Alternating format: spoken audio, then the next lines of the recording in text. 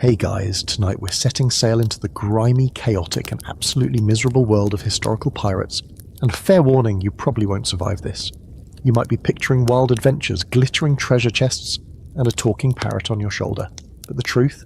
It's darker, smellier, and filled with more screaming than you signed up for. So before you get comfortable, take a moment to like the video and subscribe, but only if you genuinely enjoy what I do here. And drop your city and the current time in the comments. I love seeing who's up late with me. Now, dim the lights, maybe turn on a fan for that soft background hum, and let's ease into tonight's journey together. It starts with a mistake, or bad luck, or maybe just being in the wrong place when the wrong ship docks. You're probably a sailor already, working merchant routes or hauling cargo through the Caribbean. Life isn't good, but at least you've got a rhythm. But then, a shadow appears on the horizon. A black flag, or maybe just a ship that looks like it's barely holding together but still moves like it's possessed. You don't get a chance to panic before cannon fire slams into your hull. Splinters fly like razors. Your captain Sheen screams, and then they board. Pirates aren't gentle. They scream curses, wave rusty cutlasses, and fire pistols that smell like burning metal and gunpowder. You don't fight back. Most don't. You drop your knife, raise your hands, and hope. Maybe they'll let you live. Maybe you'll get lucky. But lucky means something different out here. The luckiest get press-ganged, dragged onto the pirate ship, shoved below decks, and told their crew now, say goodbye to your old life. You've just been forcibly recruited into one of the most brutal jobs on Earth. They strip you of your clothes. Those belong to the pirates now. You're handed a crusty shirt, some pants that barely fit, and a pair of boots that squish when you walk. You're now part of the crew, which mostly means scrubbing decks, taking orders, and never questioning the guy with the biggest hat. Some men beg to join, hoping for gold and freedom. You didn't get that choice. You're still shaking from the attack when someone smacks you on the back and calls you green meat. It's not a compliment. Your first night aboard is miserable. The ship rocks endlessly like it's trying to fling you into the sea. You sleep on a damp board in a room that smells like mouldy bread and sweat. Someone near you is snoring so loud you think they might be dying. You're hungry, but you can't find the kitchen, because there isn't one. Just a guy called Cookie. Cookie, who boils random animal bits into something that smells like defeat. You're starting to realise this isn't an adventure. It's a trap. Historically, many pirates were forced into service this way, pressed into piracy after their ship was taken. A famous example is Captain Kidd's crew, many of whom claimed they were forced to join. Once aboard, refusing to participate wasn't much of an option. Saying no often meant being tossed overboard, or worse, and there was no polite resignation letter. The pirate life was for life, or until something sharper ended it. The pirate ship has its own rules, of course. Once you're officially in, you're expected to pull your weight, or else. There's no room for slackers or complainers. That one guy who moans too much? He's tied to the mast and whipped until his back looks like lasagna. You keep your mouth shut and your head down. You learn fast, or you suffer. And then there's the weird part.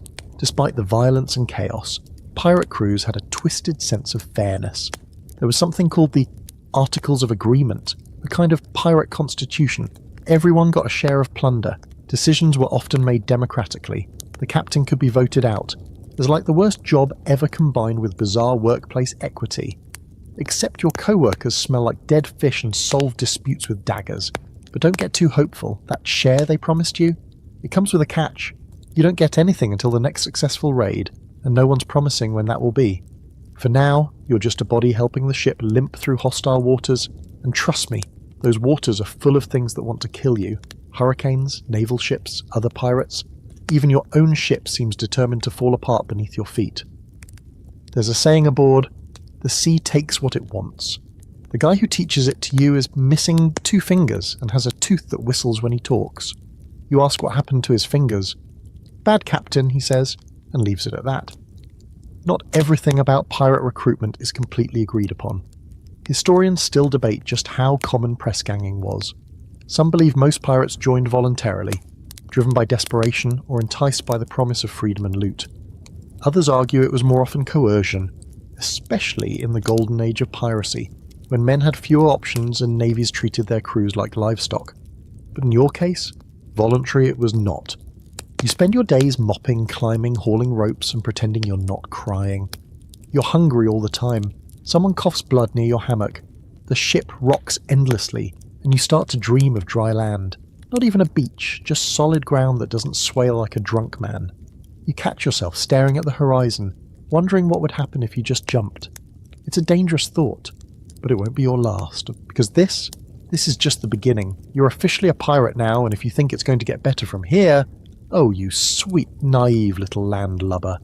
There's a moment, maybe a few days in, where it finally hits you. You're never going home. Not really. Not to your town, your family, your bed with an actual mattress. That's gone. Whatever vague notion of escape you had is evaporating fast. You're miles from any coast, surrounded by criminals and living in a drifting coffin. The pirate ship is your new universe now, and everything you once knew is as distant as the moon. The thing is, you hadn't realised just how attached you were to land. You miss the weirdest stuff, like walking in a straight line. Grass, birds that don't screech, the taste of fresh bread, even the sound of distant church bells, the sort of thing you used to ignore, now haunts your memory like a lullaby you can't hum right anymore. The ship rocks constantly, and your legs never quite adjust. You stumble into walls, trip over ropes, and at least once a day you swear the floor is moving just to mess with you. Spoiler, it is. You find out quickly that privacy is a myth. Everyone's packed together below deck, breathing the same sour air, sleeping shoulder to shoulder on creaky boards or hammocks that reek of mildew. Conversations are always happening. Arguments, groans, muttered threats, dreams yelled mid-sleep. You've never heard so much snoring in your life. And the air? It smells like old cheese left in the sun, with a whisper of wet dog and a bold splash of sewage. If hell has a scent, it probably took notes from a pirate ship. You try to make friends, or at least avoid enemies. There's Peg-Eye Joe, who lost his eye in a bar brawl but insists it was a duel with a Spanish assassin. There's Knuckles, a hulking brute who collects other people's teeth. You don't ask why. And there's a guy called Whisper, who's always smiling and never says a word. He creeps you out. But it turns out you're the weird one for not having a nickname yet. That'll come, usually after something humiliating. Mealtimes are, let's call them formative. The ship's stores include salted meat that's more bone than flesh, hardtack biscuits with bugs baked in, and something that might have been pickled cabbage before it died. There's also rum, lots of rum, not to celebrate but to numb. You learn fast that everyone drinks not for fun, but to cope. The rations are so foul you find yourself jealous of the rats. They look healthier than to most of the crew. Fresh water is rationed, and it tastes like rust and regret. Washing, don't make everyone laugh. You're not bathing out here unless you count the occasional rainstorm, and even then you have to fight 10 other guys for a decent soak. Your clothes haven't been dry since you got here. Your socks are a biological hazard. You start to itch in places you didn't know could itch. Welcome to the glamorous life of a seaborne outlaw. Here's a historical gem for you. Pirates actually had some of the strictest codes when it came to sharing supplies. Despite their reputations, many crews kept careful inventory and were ferocious about rationing. Wasting water could get you flogged. Stealing food, death. On some ships you'd be marooned, left on a rock with a pistol and a single shot just in case starvation got boring. So no, it's not a buffet of rum and roasted pigs. It's more like the world's most dysfunctional summer camp run by angry drunks with knives. And then there's the chores. Everyone pulls their weight. That includes cleaning the deck with sand and seawater, patching sails while balancing on swaying masts, and scrubbing out the bilge, the lowest part of the ship where all the liquid waste settles. It's as pleasant as it sounds. You spend hours down there in knee-deep muck, scooping out sludge that smells like rotten despair. One guy down there with you says he saw a crab with 3 eyes. You don't know whether to believe him or to cry. Despite all this, you start to understand something strange. The ship is a world. A terrible one, but still, a system. Everyone has a job, a rank, a place. The captain barks orders and gets the best food. The quartermaster handles disputes and hands out punishment. The rest of the crew follows Hose and tries not to die. There's rhythm to it. A dark, sweaty rhythm that starts to worm its way into your bones. But you can't shake the loneliness. Out here, time is slippery. Days blend into nights, and you sometimes forget what month it is. There's no calendar, no real routine, just endless ocean and a horizon that refuses to come any closer. You start counting the stars at night, naming them in your head. You talk to the sea sometimes, out loud, just to hear your own voice. If the sea talks back, well, let's hope that's just sleep deprivation. Scholars still argue over whether pirates truly felt freedom the way modern minds romanticize it. Some claim the open sea gave them liberty, unlike anything the mainland offered. No kings, no taxes, no rules but their own. Others point out that being hunted by every navy in the world, stuck on a disease-ridden vessel with sociopaths, isn't exactly liberating. But to the average press-ganged sailor like you, freedom feels a lot like imprisonment, just with more screaming and fewer walls. One of the strangest facts about pirate life? Many pirates actually missed life on land not for family or peace, but for the simple comfort of being bored. Out here, you're either terrified, exhausted, or sore. Sometimes all three. You dream about boredom now, about a day with nothing to do but sit. That would feel like heaven. As night falls again and you curl up on your plank of misery, trying not to touch the guy drooling beside you, you find yourself whispering the same 3 words over and over. Please don't sink, because if this ship goes down, you won't last 5 minutes in the sea, and that would actually be a mercy. By your 3rd week aboard the pirate ship, assuming you haven't been stabbed, thrown overboard, or crushed under a collapsing mast, you start to realise that the worst part of life at sea isn't the fear. It isn't even the violence, it's the food. Or what passes for food. Your body is already protesting, your stomach constantly growling like something's trying to crawl out. Every mealtime is a gamble and the house always wins. You line up with the rest of the crew, bowl in hand, hoping for something edible. What you get instead is a ladle full of brown-grey mush, with the consistency of wet ash and a smell that could knock out a goat. You don't ask what's in it. No one does. Asking questions is a fast track to being told to go lick barnacles instead. You spoon the stuff into your mouth and try not to gag. It's salty, sour, and chewy in all the wrong ways. You chew on something crunchy and don't investigate. That way lies madness. Then there's the hardtack. It's the official bread of pirates and a cruel joke invented by some sadistic baker back on land. These flour and water bricks have been in the barrel so long they've fossilised. You try to take a bite and nearly chip a tooth. Eventually you learn the trick. Soak it in water or rum, then suck on it until it surrenders. Except even then it comes with a special surprise. Maggots. Little white ones squirming happily inside the biscuit like it's a spa. Some guys pick them out. Most don't bother. Protein's protein, right? Fresh food is a fantasy. The fruits and vegetables vanished weeks ago. Meat is salted into near jerky and stored in barrels that smell worse than the bilge. Water is rationed so carefully that bathing with it would get you stabbed. You drink beer or watered-down rum instead, which means you're constantly buzzed, mildly dehydrated, and getting scurvier by the day. Not that you know that yet. The first signs are just bleeding gums and weird bruises. The fun part comes later. To make things extra festive, you've got a cook named Blacktooth who seems to take personal pride in making everything taste like regret. He's missing most of his teeth, including the ones in the back that make chewing possible. He uses a knife that looks like it was fished out of a volcano, and he seasons everything with something called ship's spice, which is probably just ground up rope and sea salt. He grunts at you if you ask for seconds, and he'll throw a ladle at your head if you criticise his stew. It still might be the most stable relationship on the ship. Pirates historically had a very real problem with nutrition. Their diet was severely lacking in vitamins, especially vitamin C. Scurvy was practically a rite of passage. Sailors' gums would swell and bleed, teeth fell out, joints ached, and wounds refused to heal. In advanced cases, the flesh on their legs would blacken and rot, and yet many crews didn't even know what caused it. Some blamed sea air, others thought it was punishment from God. You just know that your teeth feel weird and your gums itch. That can't be good. And then there's the booze. Grog, they call it. It's a mix of water, rum, and sometimes citrus if you're really lucky. Spoiler, you're not. The purpose of grog is less about enjoyment and more about killing off the bacteria in the water. It does the job. It also gets people drunk enough to forget how miserable they are, which is apparently an unofficial survival strategy.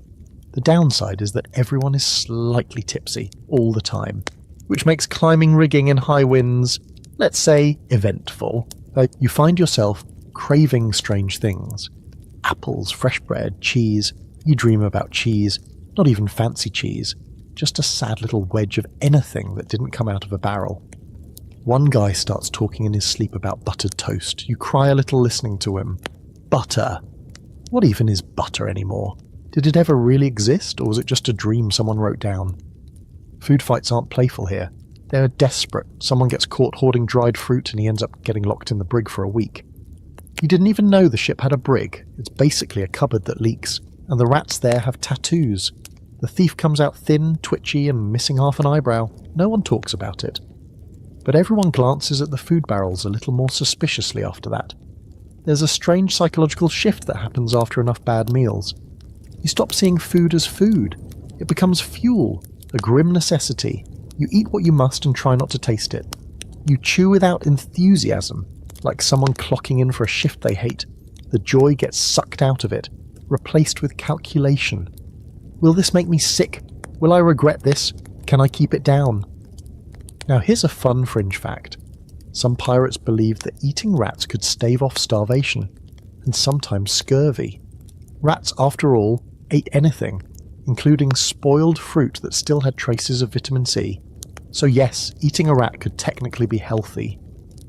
There are stories, possibly exaggerated, of crews chasing rats around the hold like it was sport. On really desperate voyages, they'd be considered a delicacy.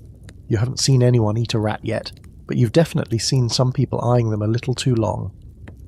As if the food itself wasn't cruel enough, the preparation methods are also delightfully medieval. There's no stove, just a firebox set on bricks in the galley, when it's safe enough to use fire at all. On stormy days, you're stuck with cold hardtack and sour beer. On good days, you might get boiled fish, but good luck finding the fish that doesn't taste like seawater and sadness. Scholars still argue about how much pirate crews actually suffered from malnutrition, versus how much was exaggerated in sailor legends. Some accounts mention thriving crews full of healthy, bronzed rogues as feasting on fresh seafood. Others describe them as skeletal wrecks, with bloated limbs and sunken eyes. The truth probably lies somewhere in the middle, though right now you're definitely leaning towards skeletal wreck territory. And the irony, despite all this misery, pirates had it slightly better than Navy sailors. Royal Navy ships rationed even more tightly, and punishments were harsher. On a pirate ship you might starve, but at least you can complain about it without getting whipped. Not that it helps. Tonight, you lie awake in the dark, your stomach doing gymnastics, trying to recall what a pear tastes like. Was it sweet? Juicy? Did it even exist, or are you imagining it? Someone nearby farts in their sleep. Another groans. You think about rats. You try not to think about rats, and once again you whisper into the dark, please don't sink. At first, you thought the worst part of this floating nightmare would be the food, or maybe the constant threat of death by cannonball, but no, you were wrong. So deeply, horribly wrong. Because now your gums are bleeding, your breath smells like an open grave, and the left side of your jaw is pulsing like it's drumming out Morse code for kill me. You've got a toothache. And out here, that's basically a death sentence wearing a smile. There are no dentists on a pirate ship, no sterile tools, no reclining chairs with cheerful little bibs. What you do have is a guy named Gristle, who once helped yank a molar out of someone's skull during a storm using nothing but a rusted hook and a bottle of rum. He's now considered the ship's surgeon. Congratulations, you're in his care. He doesn't even ask what's wrong, he just squints at your face, mutters "rots deep," and starts warming a pair of iron tongs over a candle. You try to run, he grabs you by the collar and shoves you into a barrel to sit. You're given a stick to bite down on and a small slug of rum, which does absolutely nothing except make you feel like puking and panicking at the same time. The crew gathers around like it's a puppet show. You scream before the tongs even touch you. Gristle isn't gentle. He yanks, twists, then yells, "Hold him!" when you flail. There's a crunch, a pop, and then pain so white-hot it feels like lightning got lodged in your skull. Tooth problems were absurdly common at sea. All that hardtack and no real hygiene meant pirates' mouths were rotting disasters. Cavities festered, gums swelled, infections spread. There are journals from the time describing black mouths and jawworms, which sound made up but sadly aren't. The standard solution? Yank it out and hope for the best. Anesthesia, if it existed, was usually just rum and pressure applied to your chest so you didn't flail too hard. Occasionally people died from shock or blood loss.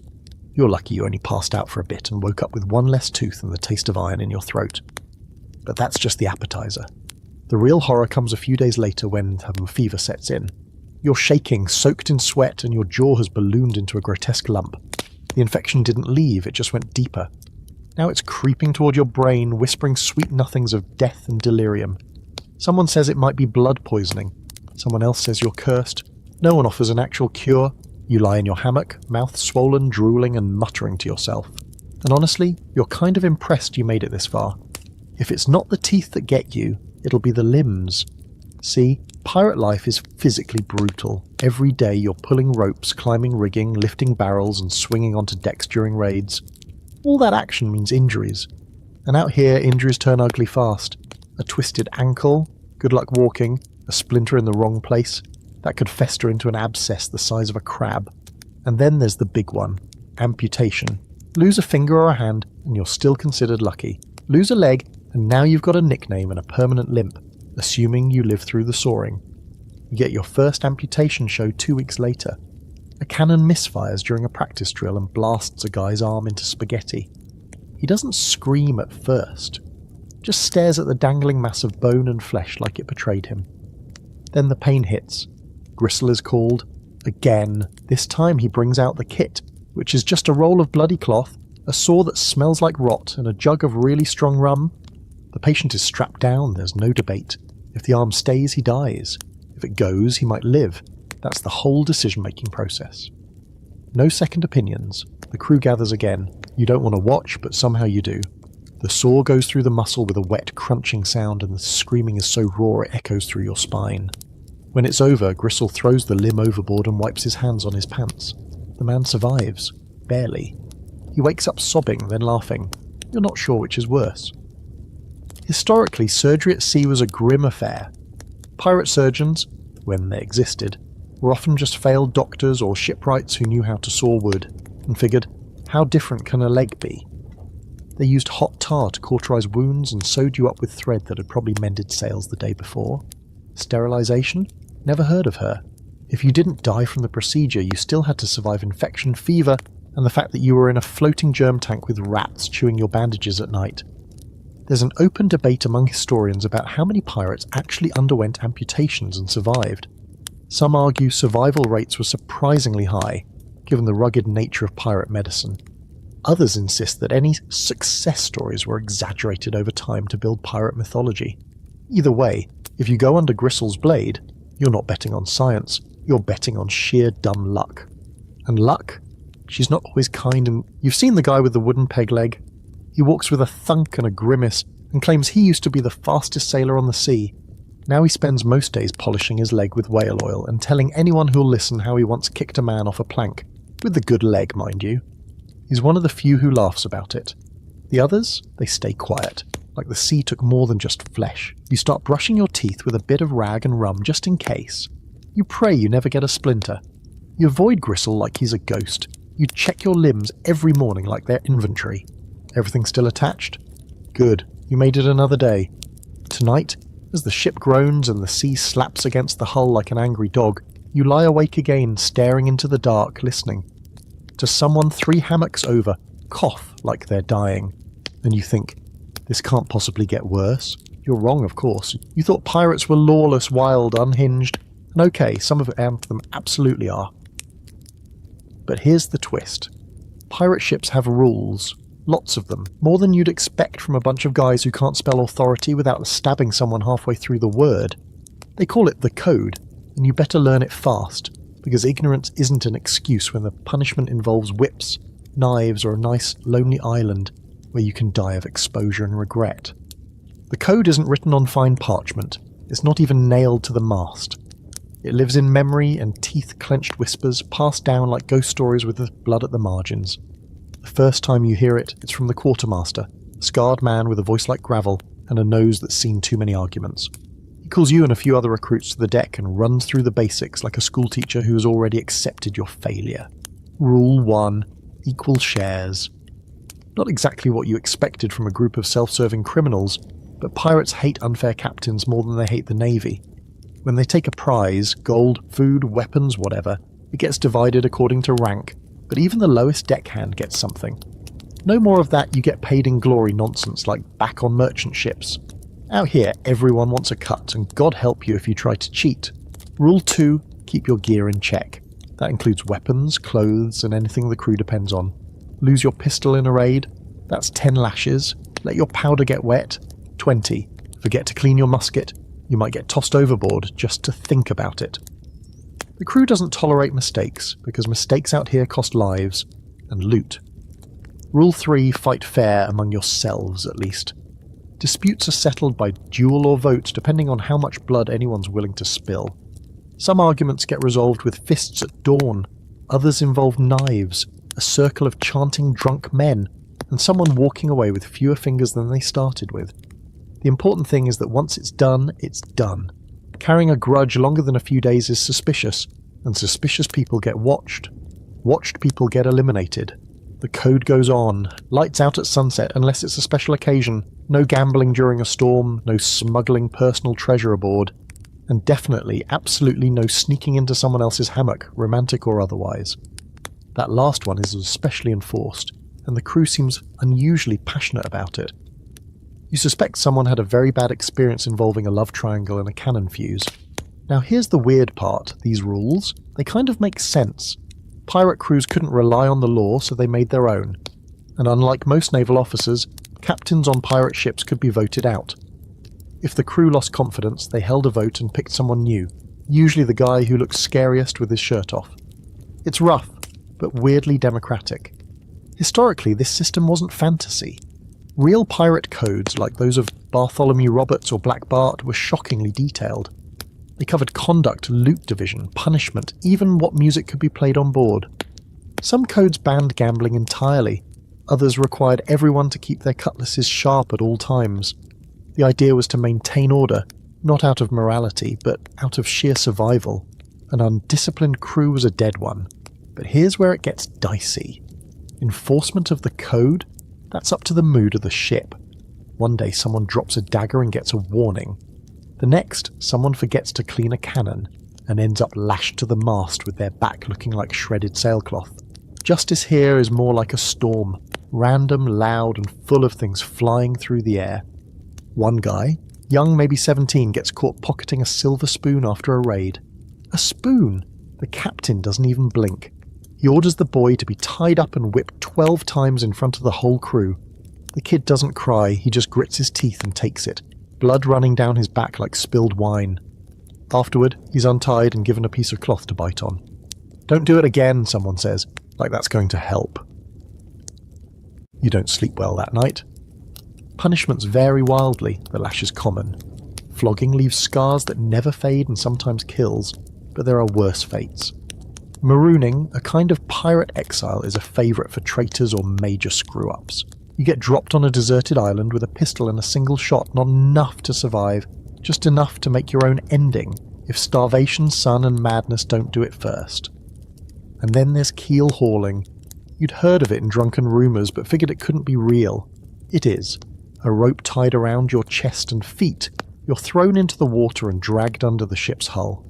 Barnacles rip skin, water fills your lungs. If you come up at all, it's as a screaming, shredded version of yourself. If you don't, well, you become one with the sea. Luckily it's rare. Even pirates think it's a bit much. Some historians debate whether these punishments were as frequent as the legends say. Keel hauling, for instance, might have been more of a naval thing than a pirate tradition, and marooning, while well documented, may have happened less often than the stories suggest. What's certain is that pirate crews enforced their codes fiercely, partly for control, partly out of paranoia. Trust was everything, and once it cracked, the consequences were brutal. One of the more fringe details you learn is about articles' tattoos. Some pirates actually had parts of the code inked onto their bodies, especially the rules about shares and fairness. It wasn't just for show. If someone died in battle, their tattooed rules could help settle disputes over loot, or at least give someone something to read while looting the corpse. You don't have any tattoos yet, but you're starting to think maybe one wouldn't hurt. Just something small. Maybe, don't steal spoons! Oddly enough, the longer you live under the code, the more it warps your sense of justice. You start seeing things less like right or wrong, and more like smart or stupid. Morality gets blurry. Survival, on the other hand, sharpens like a knife. You do what keeps you breathing and hope your name never gets called when punishment rolls around. Tonight you hear whispers about a man planning to jump ship, not during a raid, just in the middle of the night, when he thinks no one's watching. He's sick of the code, sick of the food, sick of the noise. You don't know if he'll do it, but you lie awake anyway, wondering what happens if he does. Would they chase him down? Would they shoot him as he swam? Or worse, would they let him go and pretend he never existed? Either way, you're starting to realise, out here, freedom is just another word for following very specific rules or dying horribly. And tomorrow, there will be more rules to learn, and more people failing to follow them. You wake up to screaming. Not panicked, not terrified, more like two drunks laiguing about whose turn it is to shovel filth out of the bilge. It's still dark, probably just before dawn, and the air below deck is thick with sweat, old grog, and the unmistakable sour tang of unwashed bodies. You roll over and nearly tumble straight into a puddle of what you hope is spilled rum. Another day in paradise. There's no privacy on a pirate ship, none. Everyone sleeps, eats, pukes, and argues in the same cramped space. The smell is biblical. It clings to your clothes, your skin, your hair. You wash in salt water when you can, but that doesn't do much beyond moving the filth around in new creative patterns. There's a reason pirates don't wear white. They'd look like mouldy cheese after a week. And your crewmates, oh, they're a delight. A full cast of misfits and sociopaths, each more disturbing than the last. There's Rat-Faced Pete, who keeps dead seagulls in a crate for luck. There's Sissy Jack, who talks to his belt like it's a person. And there's Old Brody, who once pulled out his own tooth with a hook and now keeps it on a string around his neck like a trophy. You avoid them when you can, but there's nowhere to hide on this floating coffin. Eventually someone will corner you and start rambling about sea monsters, or how the moon is plotting against them. These aren't movie pirates. They don't sing sea shanties with perfect harmonies. They wheeze, they bicker. They cough blood and argue over dice games made up on the spot. Many of them are criminals who are too awful even for land. Murderers, deserters and drunks who got kicked off other ships. And now they're your co-workers. Your very armed, very unstable co-workers. One night you hear a thud in the dark. A fight over a missing knife. Someone ends up with a broken nose. The next morning it's like nothing happened. Except the blood's still on the floor and one guy's now missing half an eyebrow. Conflict is constant. Fights break out over stolen rations, cheating at cards, someone snoring too loud. You learn to sleep with your boots on and your knife under your hammock. Not that it would help much. Historically, pirate crews were a mixed bag of humanity's worst impulses. You would get ex-Navy men, escaped slaves, failed farmers, and thieves from every continent. Ships like Blackbeard's Queen Anne's Revenge were said to be floating Tower of Babels, with up to a dozen nationalities crammed into one rotting hull. Communication was mostly shouting and gestures, with a bit of shared profanity thrown in. If someone didn't like you, they didn't bother with gossip, they just made sure you slipped on the wet deck during the next storm. Yet somehow, despite all the madness, the crew functions. They sail the ship, they prepare for raids, they haul supplies, load cannons, and keep the ship moving. It's not order, it's survival instinct. Everyone knows that if the crew collapses, the ship sinks, so the rage and chaos get channeled into a strange sort of rhythm. You grow used to the screaming, the sudden bursts of violence, and the silent, grim camaraderie that follows. You may not like each other, but you all want to stay alive, barely. Here's something extra weird. Some pirates actually preferred life at sea because of this chaos. They like that nobody asked about your past, that you could be a nobody one day, and the guy leading a raid the next. If you were tough, ruthless and loud, you earned respect, regardless of where you came from. There were even cases of black and indigenous pirates being treated as equals, at least more equally than on any land-bound society at the time. Not out of kindness, mind you, but practicality. Everyone pulls rope the same way when you're trying not to die. Still, there's a fringe belief among some sailors that the ship chooses who stays, that it eats the weak and keeps the wicked. A man who can't hold his liquor, who pukes at the sight of blood, who cries during storms, is not long for this world. The sea wants hard men, or at least ones who can fake it. And some nights, lying in your damp hammock listening to someone cough their lungs out across the room, you wonder which one you are. One day you get paired with someone on deck duty, a guy called Elias. He's quiet, probably too smart for this life. He shows you how to tie a proper bowline, and how to judge wind shifts by watching the sails flutter. He smells like old salt and bad choices, but he doesn't talk to his shoes or carry seagull bones, so you latch on. It's the closest thing to friendship you've found here. Elias tells you stories. About a ship that went mad and sailed in circles until the crew starved. About a ghostly vessel that sails only in moonlight and sinks anything it touches. You don't know if he's lying or just trying to scare you, but his voice is calm and low, and you don't mind listening. He tells you the only way to survive is to be useful and be invisible. Not too good, not too lazy, just there. A face no one remembers when the knife comes out. That night you dream of being thrown overboard, not during a storm, just casually, like someone taking out the trash. You wake up drenched in sweat, and you can't tell if the moisture came from the sea air or your own panic. There's an ongoing scholarly debate about how much internal violence actually occurred on pirate ships. Some argue that the chaos is overblown. Crews had to function, after all. Others believe the tension was constant and explosive, only managed through the looming threat of violent reprisal. What's certain is that these weren't merry bands of freedom-loving rogues.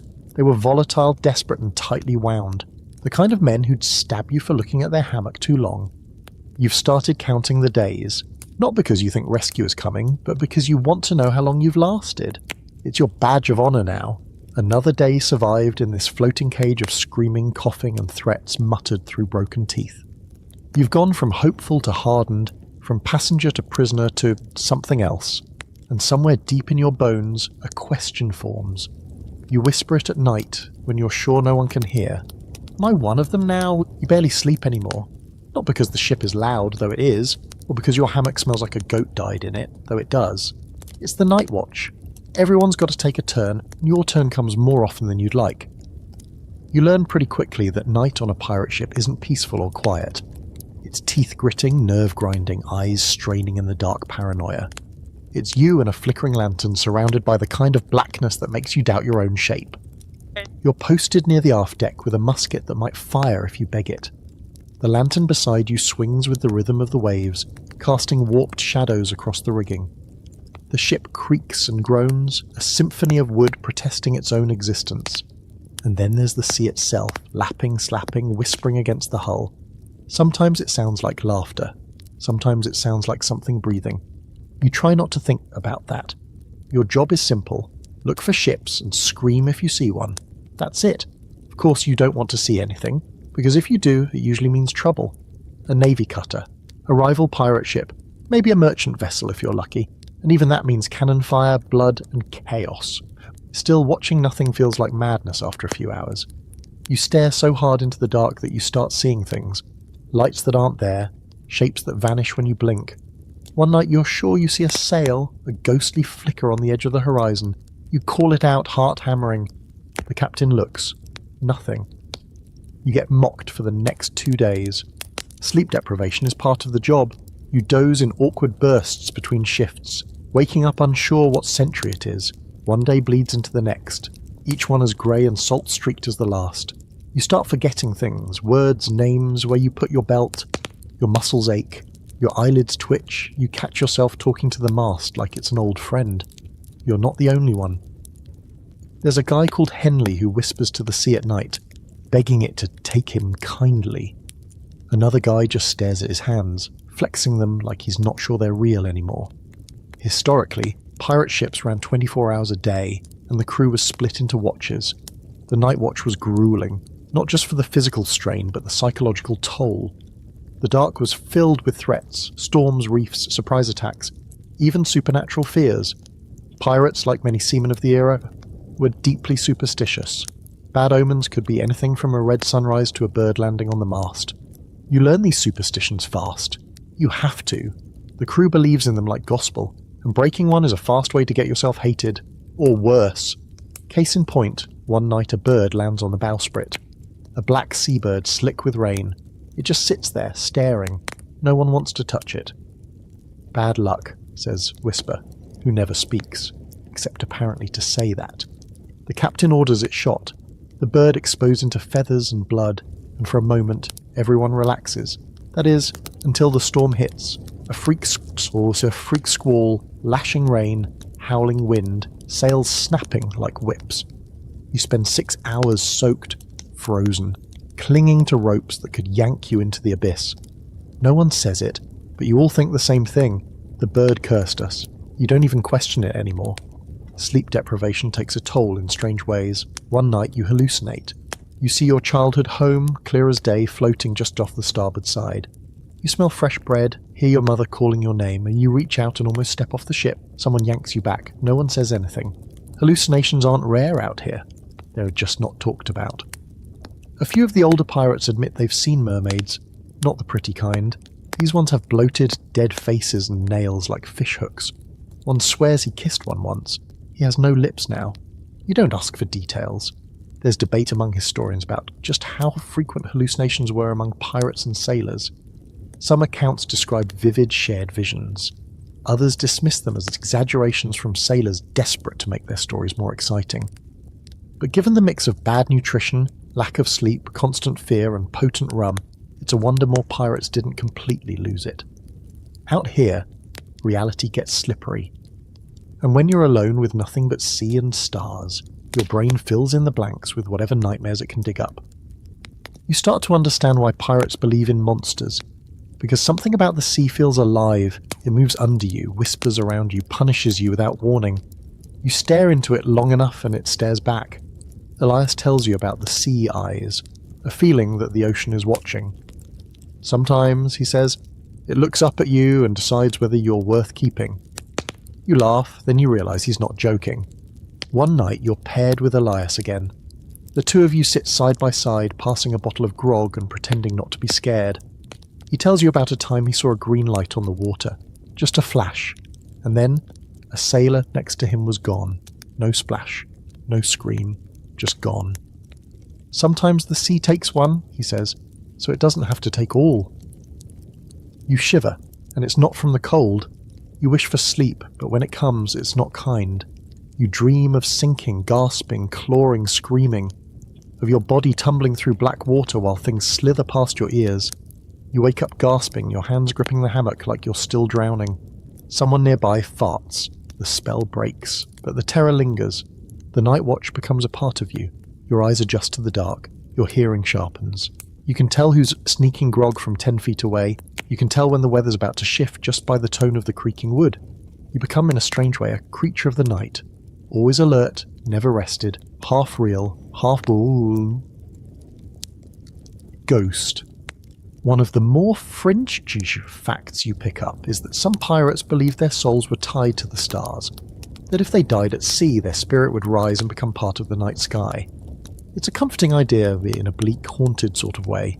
You start to look at the stars differently, not just as points of light, but maybe as people who'd had enough. Maybe someday you'll be up there too, just a pinprick of light over a cold, endless sea. But for now, you're still here, still watching, still blinking into the black, praying that you see nothing at all. Morning hits like a slap. You're only halfway through a restless nap when someone yells, "All hands!" and the deck becomes a stampede. You swing out of your hammock, groggy and sour, boots hitting the boards before your eyes are even open.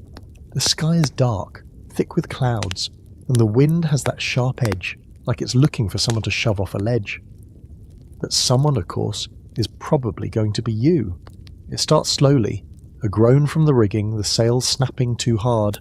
The ocean, already never calm, takes on a new kind of rhythm, one that churns rather than rolls. The bow rises a little too high, then drops a little too fast. Somewhere deep in the ship, the timbers creak like they're complaining to the gods. That's when the rain begins. Not gentle droplets, no, this is a vertical river, falling in sheets so dense you can't see 5 feet in front of your face. And with the rain comes the real enemy, the storm. You're yelled at to help secure the sails. That means climbing. That means clinging to ropes slick with rain and salt while the ship bucks like a furious animal. Wind howls in your ears, your hands bleed from the lines, and your boots slide against every rung of the rigging. The sea throws spray across the deck like it's trying to scrub the crew away. Every wave slams the hull, shuddering the whole ship, making it groan in its bones. You lose track of time, could be 10 minutes or 2 hours. All you know is water, shouting and terror. Lightning cracks across the sky, closer than you've ever seen. And for a second, the entire ship glows in harsh white light. You see every crewmate in full silhouette, soaked, desperate, clinging, then darkness returns, worse than before. Thunder follows, deep and ragged like a monster breathing. And through it all, you hang on. Fingers numb, eyes stinging, praying not even to survive, just to not fall yet. Storms at sea are the true crucible. Forget cannonballs and curses, this is the thing that tests whether you were built for this life. Historically, many pirate ships were lost not to battle but to storms. A bad squall could splinter masts, rip sails, and roll a ship like it was made of paper. The golden age of piracy wasn't just cutlasses and treasure maps, it was hurricane seasons and rogue waves. The Caribbean, especially, was notorious for sudden, violent tempests that sank vessels without warning. One guy near you slips. His scream is brief. He hits the deck hard, rolling, limbs bent in ways they shouldn't be. You think he's dead, but someone drags him below deck, shouting for the surgeon. You don't see him again that day, you don't ask. The storm gets worse. The captain barks orders that you barely hear. The quartermaster ties himself to the wheel.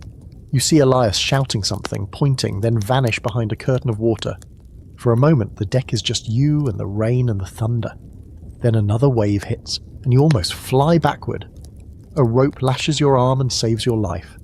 You cling to it like it's a lifeline, because it is. The water's rising now.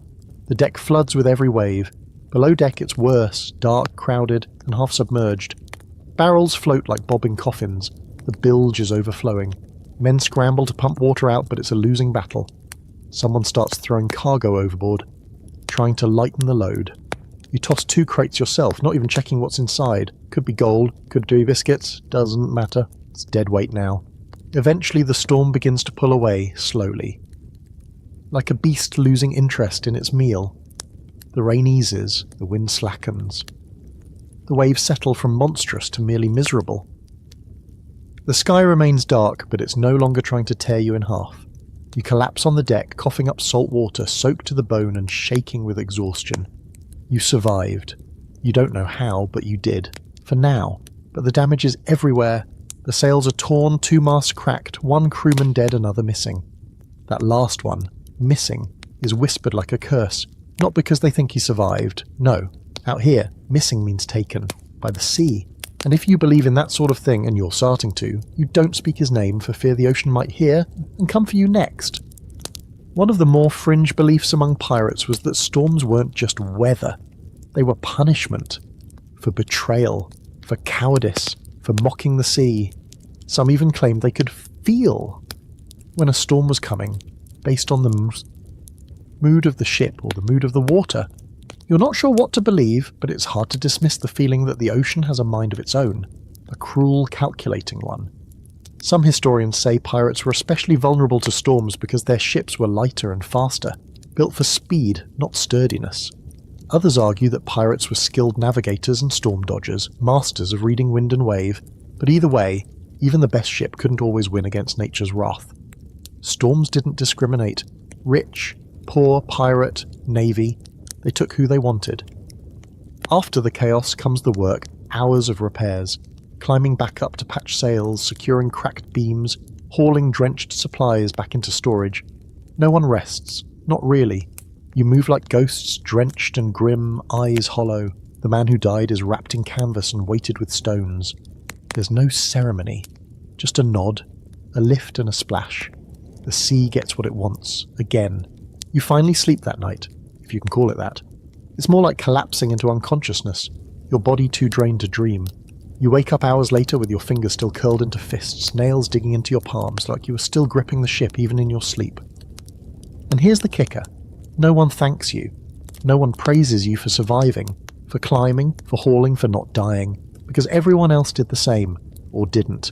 This is just another part of the job, another nightmare you don't get a medal for. Out here, surviving a storm doesn't make you special. It just means you're still useful. So you stagger back to your duties with the rest of the half-drowned, half-broken crew. You eat something bland and terrible. You scrub the deck because there's always blood and grime to be cleaned. You refill the water casks. You try not to look at the empty hammocks. And as the wind picks up again and the horizon starts to ripple in that particular way, you catch yourself whispering a new kind of prayer. Not today, not again, please, not again. You don't really notice it at first. Your nose adjusts so fast you almost forget what clean air ever felt like. But then the ship docks near a port, just briefly, and someone opens a cask of actual oranges, and suddenly your whole body remembers what normal smells like. The citrus stabs you in the face like a memory, and that's when it hits you. You stink. Everyone stinks. The ship stinks. Everything on this floating hunk of death reeks in a way that feels permanent. It's not just the sweat, or the mildew, or the fact that no one's bathed in weeks except during rainstorms when they strip off their shirts and laugh like madmen. It's deeper than that. The ship smells like 1,000 sins baking in the sun. Rancid fat, unwashed bodies, rotting food, stale grog, dried blood, and something sweetly sour that you can't identify and definitely don't want to. Every surface is sticky, every fabric greasy. You touch a rope and your hand comes away smelling like salt and dead dreams. Below deck, the air is unbreathable. You have to duck your head, stoop like you're walking into a crypt, and squeeze between hammocks swaying like meat in a butcher's shop. It's hot, even when it's cold. Damp, even when it's dry outside. You learn not to breathe through your nose. That's a rookie mistake. You breathe through your mouth, shallow and careful, and you pretend you're not inhaling 50 other people's exhalations.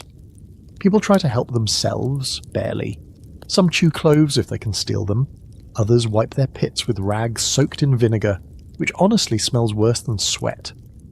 There's one guy, bless him, who found a crushed flower petal on shore sleeve and now tucks it behind his ear like he's some kind of perfume merchant. He still smells like a corpse marinated in rum. But hey, points for effort. You've stopped noticing your own stench. That's the worst part. You can't tell if your socks smell like mildew or just sadness. You sleep in the same clothes you worked in, bled in, threw up in. You can't even be sure what colour your shirt used to be. Yellow? White? It's grey now, stained with everything the sea has to offer. Your boots are permanently damp. You don't even want to think about what's growing in them. One day, the ship passes close to another vessel, and you actually hear someone on the other deck gag. "By God, what is that?" they yell, covering their face with a kerchief. Your crew laughs. It's a badge of honour to them. You, though, you start to feel like your skin has become part of the ship. That maybe the stench isn't just on you, it's in you. Like the ship's infected you cell by cell. Historically, ships were hygiene disasters.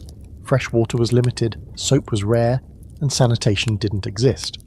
Pirates sometimes did better than Navy sailors, if only because they spent more time ashore and were less bound by strict routines.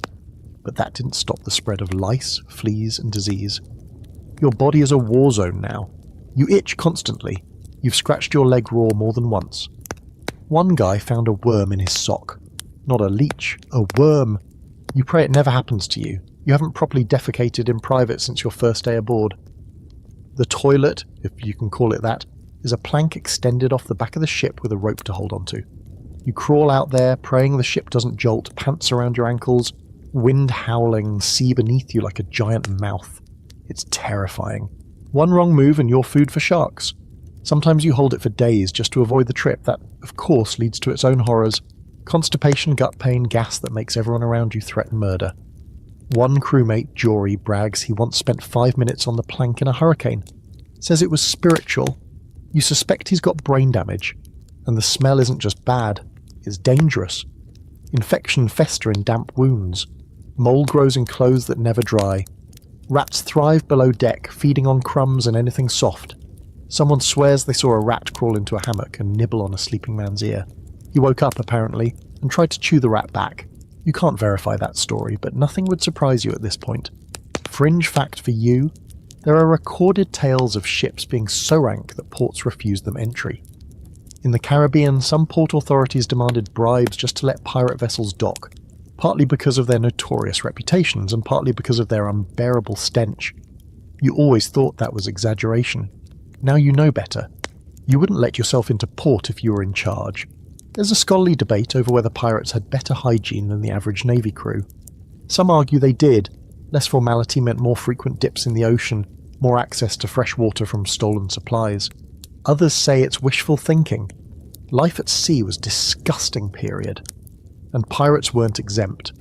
They just might have had more fun while rotting alive. And here's the grossest part. Sometimes the smell saves your life. You can sniff out infection before it hits hard. You recognise the rank musk of fevered sweat, the metallic tang of blood from a fresh wound, the sour milk reek of pus. You know when someone's dying by the way the air thickens around them. Your nose becomes a survival tool. Horrifying, yes, but useful. You find yourself fantasizing about just in a bar of it, maybe 2. You imagine scrubbing your scalp until your fingernails come away clean. You imagine stepping into a bath so hot your skin turns red and coming out smelling like something other than despair. One day, a crewmate finds a bar of soap hidden in a crate from a recent raid. He holds it up like a relic from a lost civilization. Then, in full view of the crew, he eats it. Thought it was cheese, he says. No one even flinches. Tonight, as the wind shifts and the smell of bilge and sweat wafts through the narrow passage where you sleep, you lie with your arm over your face, trying not to breathe too deeply. Someone farts 2 hammocks over. Someone else coughs a thick, phlegmy cough. The guy next to you mumbles in his sleep, "Please don't rot yet," over and over. And you think, I'd trade all the gold in the Caribbean for a clean shirt, dry boots, and 15 minutes in a bath. You know you'll get none of those, but still, you hope. You'd think the worst part of pirate combat would be the fear, the panic, the yelling, the chaos. And yeah, that's all bad. But what really gets you is the confusion. You imagine sword fights being elegant and cool, graceful moves, witty quips, maybe a flashy spin or two. Nope, not here. Combat aboard a pirate ship is a screaming, filthy pile of limbs, smoke, blood, and bad decisions. It's fast, it's loud, and it smells like burned powder and wet intestines. It always starts the same way. A ship spotted on the horizon. A tense moment while the crew squints at the sails and guesses, merchant or military. If it's a merchant, you might live. If it's navy, well, sharpen your blade and kiss your lucky charm. The captain calls for silence. Everyone crouches, hides, waits. You slip behind a barrel, heart hammering, palms slick. The order comes, raise the black. The Jolly Roger goes up, snapping in the wind. Sometimes that's enough. A lot of merchant captains will just drop their sails and surrender. Better that than face a horde of sea-drenched lunatics with pistols and wild eyes. But when they don't surrender, the cannons start. The noise is indescribable. You feel it in your bones more than hear it. A deep, concussive boom that shakes the whole world. The recoil nearly knocks the gun crews off their feet. The deck trembles under you, the smell of sulphur thick in the air. Splinters rain down like angry wooden wasps. You duck instinctively, even though you're not entirely sure from what. Cannons aren't accurate. They're not meant to be. They're meant to smash, to terrify, to punch holes in the hull or scatter enemy crew. You hear a screech from the other ship as a shot lands, followed by shouting. Your ship returns fire. You watch a cannonball miss completely and land in the ocean with a slap. The gunners swear like poets. You just try not to throw up. Then comes the boarding. Grappling hooks fly, ropes swing. Pistols are fired more out of habit than accuracy. You follow the crew across the makeshift gangplanks, or worse, you jump. You land badly, roll, scramble up in time to parry a wild swing from a man who looks just as terrified as you feel. It's not a duel, it's a brawl. There's no rhythm to it, no honour, just desperation. You stab at anything moving that isn't dressed like you. You get punched, bitten. Someone slams the butt of a musket into your ribs. You hear a scream nearby, too high-pitched. A boy. You don't look, you don't want to know. Pistols are mostly useless after the first shot. They're one and done unless you've got time to reload, which you don't. You've seen guys wield them like clubs, beating enemies with the barrel. Swords? Forget the sleek cutlasses from the stories. These blades are rusted, chipped, bent. One guy swings a meat cleaver, another uses an axe that still has bits of rope stuck in the handle. You fight with whatever keeps you upright. At one point you slip in something, definitely not water, and fall onto the deck. A man lunges at you. You roll. Your blade finds his gut. He gasps. You don't look back. You can't. If you stop to think, you stop to die. Historically, naval combat during the golden age of piracy was brutal and short. Most battles lasted less than an hour. Ships didn't want to destroy their prize. After all, what's the point of sinking something you're trying to loot? But the fighting was savage, hand to hand, the noise, the smoke, the claustrophobia. It broke minds as often as it broke bones. Pirates relied on fear as much as firepower. The black flag wasn't a warning, it was a promise. There's one moment burned into your brain. You're ducking behind a mast when you see the enemy captain. He's older, grey hair slick with sweat, eyes wild. He points a pistol at your crew's quartermaster and fires, misses. Your quartermaster returns the favour, does not miss. The man goes down, a neat hole where his forehead used to be. No drama, just collapse. You don't even hear the thud over the din. Eventually the fighting slows, one side breaks. This time you win. The enemy surrenders. Some drop their weapons, some weep, some just sit stunned, surrounded by bodies and blood and ruined crates. Your crew cheers, but it's half-hearted. Too many bruises, too much mess. Victory doesn't taste like glory, it tastes like copper and vomit and smoke. And now comes the worst part, the looting. You help carry crates, sugar, rum, and maybe some gold if you're lucky. More often it's spices or tobacco or cloth. The injured are dragged aside, the dead are tossed unceremoniously into the sea. There's no time for mourning, no energy. You find yourself stepping over the corpses without blinking. There's a crew vote, what to do with the prisoners. Sometimes they're offered a choice, join or be set adrift. Sometimes they're just left. You don't ask questions anymore, you just do your job. Here's a quirky historical detail. Pirates often tried to avoid full-blown combat if they could. It was expensive, risky. Many relied on sheer intimidation, the flag, the rumours, the reputation. Blackbeard of Barsas himself would tie lit fuses into his beard to look like a demon rising from the sea. But when intimidation failed, things got ugly fast. You've now seen firsthand what ugly means. There's still debate among historians about how common combat actually was. Some argue it was rare, that most pirate ships won their prizes without a fight. Others believe it happened often, especially when facing stubborn captains or miscommunication. Either way, you now know that a single battle can change everything. People disappear, ships limp away, broken, and even if you live, you're never quite the same. That night you sit on the deck, blood on your shirt, your hands shaking. Elias sits beside you, a long gash running down his arm. Neither of you speak. You just stare out at the sea. It looks so calm now. Like it wasn't just a battlefield a few hours ago. Like it hasn't swallowed men and ships for centuries without blinking. You can still smell the powder. Still hear the ringing in your ears. You touch the hilt of your sword and realise your hands won't stop trembling.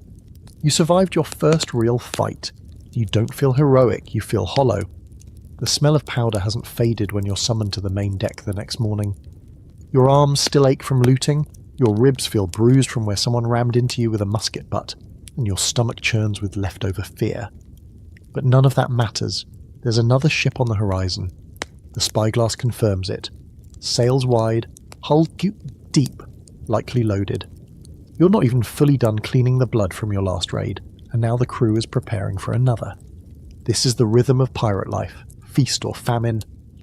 Either you're floating through empty waters eating mouldy biscuits and playing dice for buttons, or you're chasing down ships like a pack of rabid wolves hoping that they're full of sugar, coin, or at least something edible. The new target is bigger than the last, which could mean two things, more treasure or a worse death. The crew starts working the sails. There's tension in the air, not fear, not quite, more like hunger. The kind that lives in the belly and the bones, gnawing.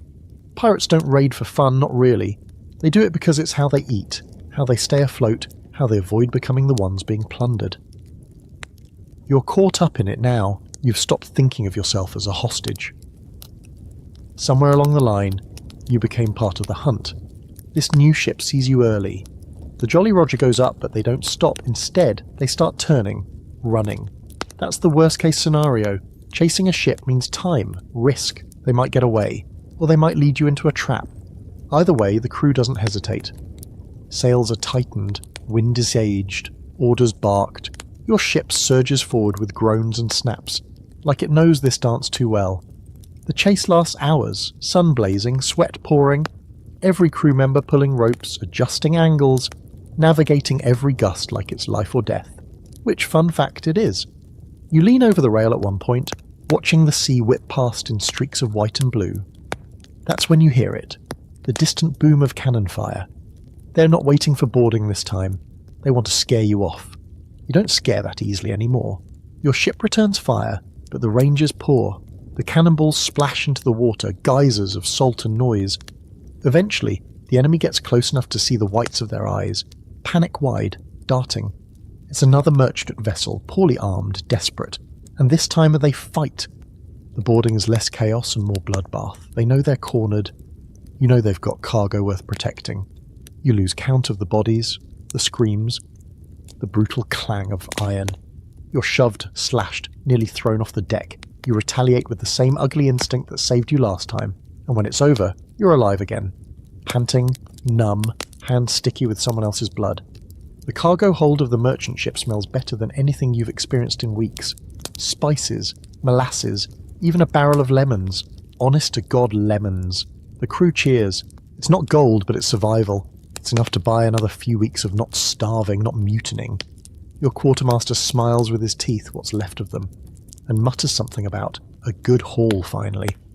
You're too exhausted to smile back. Here's where it gets complicated. After a battle like this, the loot gets divided. Shares are calculated, the code followed. The captain gets a double portion. So does the quartermaster. Specialists, like the gunner, the carpenter, the surgeon, get slightly more than regular deckhands. And you get your first official cut. It's not much. A few coins, a flask of rum, half a tin of cinnamon. But it's yours. And you realise that for the first time you've earned something not through labour, not through accident, but through violence. Historically, the promise of shares was one of piracy's most attractive perks. Unlike navy ships, where you might work for years without pay, pirates split the spoils after every successful raid. It was risky, sure, but for many, especially the poor, desperate, or enslaved, it offered a taste of control, even if that control came with a sabre and the constant threat of death. You learn in the days that follow that the spoils of a raid are only part of the reward. There's also status. Survive enough fights, and people nod when you pass. They stop calling you new meat. They invite you to sit in the shade instead of making you swab the deck twice. Elias claps your shoulder and calls you a proper dog of the sea. You don't correct him. But the flip side of success? Complacency. The ship grows fat with loot. The crew grows loud with drink. Fights break out over stupid things. Whose hammock is whose? Who stole whose dried figs? You spot one man threatening another over a spoon. A spoon? The energy shifts from grateful to greedy, and you start hearing whispers, not about enemies, but about each other. You catch wind of a plot, maybe not serious, but loud enough to reach the captain's ears. The group thinking they deserve a larger cut, that the captain's holding back. You don't get involved, but you start sleeping with your blade a little closer. Because the worst fights on a pirate ship don't happen between enemies. They happen between brothers. This is the rotten core of piracy. It's not just the fear of the navy or of drowning, it's the knowledge that even in victory, you're never safe. You sail with killers, and trust is always conditional. If the gold runs low, if the food spoils, if the next ship escapes, you might be the next one with a blade between the ribs. And yet, you don't leave. Not that you could, but even if you could jump ship right now, you wouldn't. You're in too deep. You've tasted what it means to win something with your own two hands, even if those hands are stained. You've seen the faces of the men who called you useless now nod in respect. You've held treasure and felt that strange hot satisfaction in your chest that says, I earned this. You don't know what that says about you. Here's an eerie fringe fact for you. Some pirates used to keep mementos from raids, not loot, something weirder. A splinter from a sunken ship, a gold tooth pulled from an enemy. One guy supposedly carried a cork from the rum cask that cracked during his first boarding, calling it his lucky plug. You find yourself looking at the hilt of your sword, wondering if this is now your memento. If this stained chipped blade means something now. If you mean something now. That night there's a feast of sorts. Spices from the raid are dumped into a massive pot of stew. Someone plays a battered fiddle. The crew drinks, laughs, howls. You sit on a barrel staring at your tin of cinnamon, debating whether to trade it for a dry pair of socks. You don't. You clutch it like a medal. You survived another raid. You made a little profit. You didn't get stabbed. You even got to eat something that didn't taste like barnacles. You should be proud, but all you feel is tired. You wake to shouting, but it's not the usual kind. No drunken brawl, no barking orders from the captain, no gaggle of grog-soaked idiots arguing over dice. This shouting is sharper, colder, low, urgent tones passed around the deck like poison.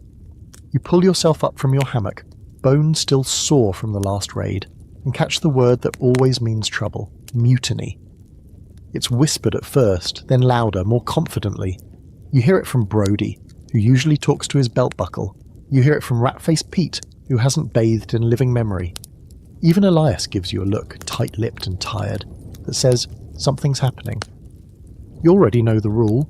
When people start going hungry or think the loot's being unevenly split, the knives come out. Not for the enemy, but for each other. The current captain, Boone, a man built like a tank with a voice like thunder, has led a dozen successful raids, but that doesn't matter now. Word is he skimmed off the top of the last haul, kept a few coins tucked away for himself. Maybe took a barrel of rum nobody noticed. Maybe. The thing is, he should have noticed someone would notice. Pirates don't forgive thievery, especially not from their own. The quartermaster, Grimharrow, isn't helping. He's supposed to be the balance, the voice of the crew, the guy who keeps the captain honest. But lately he's been less voice and more whisper. Rumour says he's in on the theft. Or worse, planning a betrayal of his own. Whether it's true doesn't matter. Once the seed's planted, it spreads. And on a pirate ship, trust is worth less than dry socks. Historically, mutinies weren't rare in pirate life. You might think pirates were all about chaos and anarchy, but in truth, their ships ran on a delicate, violent democracy. If the captain lost the confidence of the crew, he could be voted out or thrown overboard. Sometimes they just marooned him on the nearest spit of sand with a bottle and a single bullet. Other times they let the sea decide. Boone might be next. You don't want to pick a side, not because you're noble, you're just tired. But staying neutral on a ship where everyone is armed is like swimming with sharks and hoping that they respect your boundaries. So you listen, you watch, you fake interest in every conversation. You nod when someone complains about the captain, but you don't agree.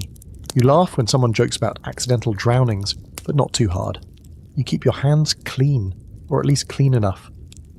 One night you're summoned to a quiet meeting below deck. A group of 10, maybe 15 gathered near the powder room. Elias is there. So is Sissy Jack, sharpening a blade while smiling at the floor. A man named Crimp does most of the talking, says the captain's lost his edge.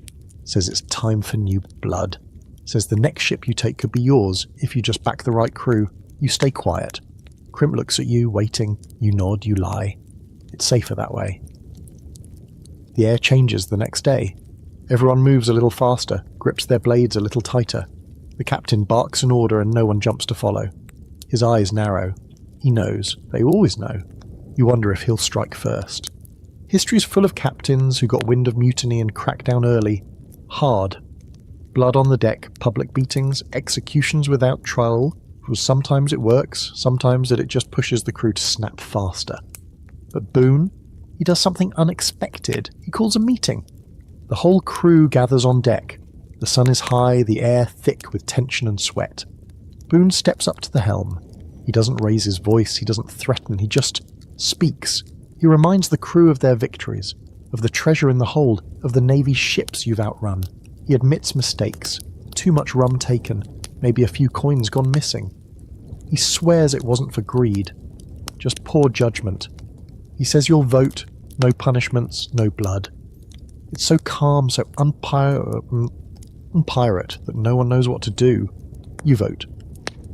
A scrap of cloth tossed into a barrel, black for keeping Boone, red for replacing him. You choose black, not because you like him, because you hate Crimp more. When the votes are counted, Boone wins, barely. Grimharrow smirks like he already knew. Crimp? He says nothing, just nods and walks away. But the next morning, Crimp's gone. Disappeared.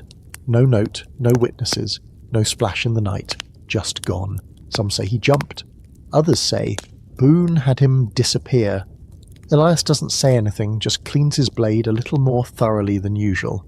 And so things return to normal. Oh well, more. But now every smile feels sharp. Every laugh has an edge. The crew is quieter, more watchful. The code still stands, but you've seen its limits. Democracy works here, but only until someone gets nervous, or ambitious, or bored. And you're learning fast that survival isn't about strength or speed. It's about knowing when to speak and when to vanish. There's an old superstition among pirates that you hear whispered now and then. Don't sleep near the ladder. It means you don't want to be the first one grabbed if someone needs a scapegoat in the night. You move your hammock the next evening, just in case. There's scholarly debate over how often pirate captains were deposed. Some claim it was rare. Most captains were too feared or respected to be challenged. Others point to accounts like those of Charles Vane, ousted by his own men for being reckless, or Edward England voted out for being too kind. The truth likely depends on the mood of the crew, the size of the loot, and the wind on a given Tuesday. As for you, you survived the mutiny that wasn't. But it leaves a mark. You've seen the cracks in the ship's foundation. You've heard the hunger behind friendly voices. You know now that the scariest enemy isn't the Navy or a storm. It's the man who stands beside you, smiling while he counts how many steps it would take to throw you overboard. There's a saying on the ship now, half joke, half threat. You ain't a real pirate till your teeth fall out. You hear it the first time when someone spits blood into a barrel, his gums looking like chewed velvet. The man grins, well, grimaces, and someone nearby mutters, "Ah, the scurvy's got him." Everyone laughs, but it's that brittle, tight kind of laugh that people use when they're trying not to imagine the same thing happening to them. You've stopped laughing at anything related to disease. Scurvy doesn't come on like a thunderclap. It creeps. First you bruise easy, then your joints ache, then your gums swell and your breath could drop a man at 5 paces. When your teeth start to wiggle, really wiggle, it's like your whole face is trying to fall off. You can't eat right. You can't sleep without biting your tongue. You mumble when you speak because everything inside your mouth feels like it's about to melt. You've seen men try to tie their loose teeth back in with string. You've seen men pull them out with their bare fingers. You do not want to join that club. The worst part, you know exactly why this is happening. Everyone does. You haven't seen a fruit since the lemon barrel ran out 2 raids ago. That tiny burst of citrus was heaven. Pure, acidic salvation. But it was gone in a week, and you're back to sucking salt and crunching biscuit beetles. The cook tried to pass off mouldy onions as a cure, but one guy almost choked to death when it squirted in his mouth like a rotted jellyfish. That was the last time anyone trusted the onion cure. Historically, scurvy was the bane of long voyages, especially in the age before vitamin C had a name. Pirates knew the signs, swollen gums, weakness, bleeding from places that shouldn't bleed, but they didn't always know the cure. Some guessed right with citrus or pickled vegetables. Others just hoped they'd raid a port before their bodies gave out. You're hoping someone finds a single blessed lime in a barrel of fish hooks. And then there's smallpox. Or maybe it's the pox, nobody's sure. One guy starts showing spots, then another, then another. Red bumps, fevers, shaking fits that make them gnash their teeth until the teeth snap off. They get isolated below deck, behind a row of barrels near the cargo hold. Someone sets up a ragged curtain, like that's going to fool the pox. The air down there starts to stink in a way even you haven't smelled before, and you've smelled things that would make a vulture cry. One by one, the sick stop moving. They get quiet. No screaming, no twitching, just still. Then after a few hours or maybe a day, their bodies are lifted in silence and slid off the plank with a single splash. No prayers, no coins over the eyes, just water. It hits you suddenly that there is no such thing as dying peacefully on a pirate ship. Every death is either loud and awful or quiet and suspicious. You can't get sick without someone eyeing you like you're contagious, like you might be the next reason they die. And if you are sick, you better hide it. A cough gets you side-eyed. A nosebleed gets you whispers. A bad fever? That's a rope around your ankle and a splash before nightfall. One night you wake up drenched in sweat. Your skin's burning, your legs ache, and your stomach is tight like someone's wounded up with a winch. You panic. You sick? Is it the pox? The scurvy? Something's worse? You stumble to the deck, gasp in the night air and retch over the side. A shadow passes behind you. No one says anything. That silence is worse than yelling. You don't know if you are being watched or measured. You start chewing on whatever you can find, dried seaweed, a bitter bit of root someone insists is medicinal, even the white, tasteless pulp from the bottom of an old barrel. Anything to keep your teeth in your head. You've started dreaming about oranges, not treasure, not gold, just a stupid, fat, juicy orange. You want to bite into it and let the juice run down your chin. You want the acid to sting your gums. You'd trade your hammock for one slice. Hell, you'd trade your sword. And then, one day, by some miracle, the captain announces you're stopping at a hidden cove to resupply. Not a port. Too risky. But a place known for fruit trees and fresh water. The crew cheers like children. You've never seen the grown men cry over a pineapple before. You see it now. As you approach the shore, the smell hits you first. Green. That leafy, humid scent of plants not yet rotted or salted. The crew practically sprints onto land. You're one of the first off. You run. Literally run. Into the trees, past the ferns, until you find a scraggly bush with something vaguely round growing on it. You tear one off. It might be a lime. It might be a mouldy potato. You don't care. You bite into it and weep. Actual, honest weeping. The juice burns your gums and tastes like a miracle. You pick a dozen more and shove them into your shirt. Others do the same, hooting like madmen, drunk on vitamin C and freedom. Of course, not everyone's lucky. By the time the ship leaves the cove, 2 more men have been buried. One from fever, one from a cut that turned black. The sea gives, and the sea takes. But you're alive, your teeth are still in your mouth, barely. Here's a curious fringe fact. Some pirates believed that the pox was a curse passed by sirens. Sea spirits punishing men for plundering sacred waters. Sounds ridiculous, until you see someone covered in sores, babbling nonsense, and you swear you hear something whispering in the waves. You shake it off, but that night, you sleep with your back to the hull, ears covered. There's still debate among historians about how often pirates suffered from disease compared to other sailors. Some argue they had better access to shore, so they were healthier. Others claim the lack of routine medical care and wild lifestyles made things worse. Either way, one thing's for sure, a pirate ship was a floating petri dish. You might survive the navy, survive battle, survive storms, and still be taken down by a rotten tooth. And so, every morning now, you check your gums. You run your tongue along your teeth, count them like treasure. You watch the spots on your skin. You sniff the air, always listening for the telltale rattle of someone too sick to hide it. You tell yourself you're okay, that you're lucky, that you've got time. But you don't say it out loud, and you don't want the sea to hear you. You always thought the Jolly Roger meant fun. Black flag, skull and crossbones, maybe a little yo-ho-ho, and a parrot squawking for comic relief. Something from a storybook. But now, standing at the base of the mast, watching that ragged flag snap in the wind like a dare, you realise the truth. The Jolly Roger is not a joke. It's not a costume or a fashion statement. It's a threat, a warning, a confession. It says, we are monsters, and we're proud of it. The day starts clear, sky a perfect dome of blue. You're trimming sail, thinking maybe, just maybe, you'll get through 24 hours without vomit, fire or death. Then the lookout calls it, sails on the horizon. You expect the usual scramble, the whooping, the rush, but something's different. The captain doesn't order you to hide, doesn't tell you to hold fire or sneak up quiet. He grins and says, run up the flag.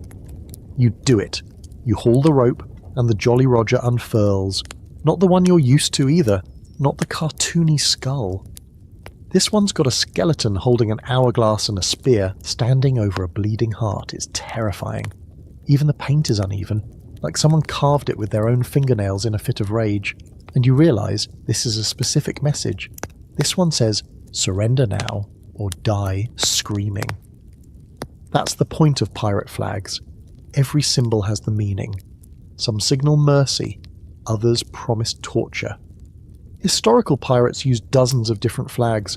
Hourglasses for time's running out, spears for we like violence, bleeding heart you for we enjoy watching you suffer. And the black background? That meant you might live if you surrender. Red meant no survivors. This flag is black, but there's a red smear across the skeleton's face that might just be old blood. The merchant ship you're pursuing sees it. You can tell by how they start turning, how their sails catch more wind. They're running. Your captain loves that. Says it makes the chase sweeter. The crew cheers like they're at a sporting event, not about to commit felony murder at sea. You stand back, clutching the rigging, trying not to look seasick or scared or both. And here's the nasty twist. The flag isn't just for them, it's also for you. A reminder, a contract. You sail under that thing, you agree to what it stands for, you become the monster. You're no longer someone who was forced aboard. You're not a victim anymore. You're part of the message. That shakes you more than the chase. When the ship's finally closed, the captain has the flag lowered halfway. You think it's a mistake until Elias tells you that's part of the show. Half-mast means we're mourning, Kariusma, he says. Usually for you. Sure enough, the merchant ship slows. You see people waving a white cloth. They are surrendering. No one cheers, not yet. You board with the others. The crew of the merchant vessel is lined up, shaking, eyes wide. Some have weapons, but they drop them quick. There's no fight in them. They've seen the flag, they know what it means.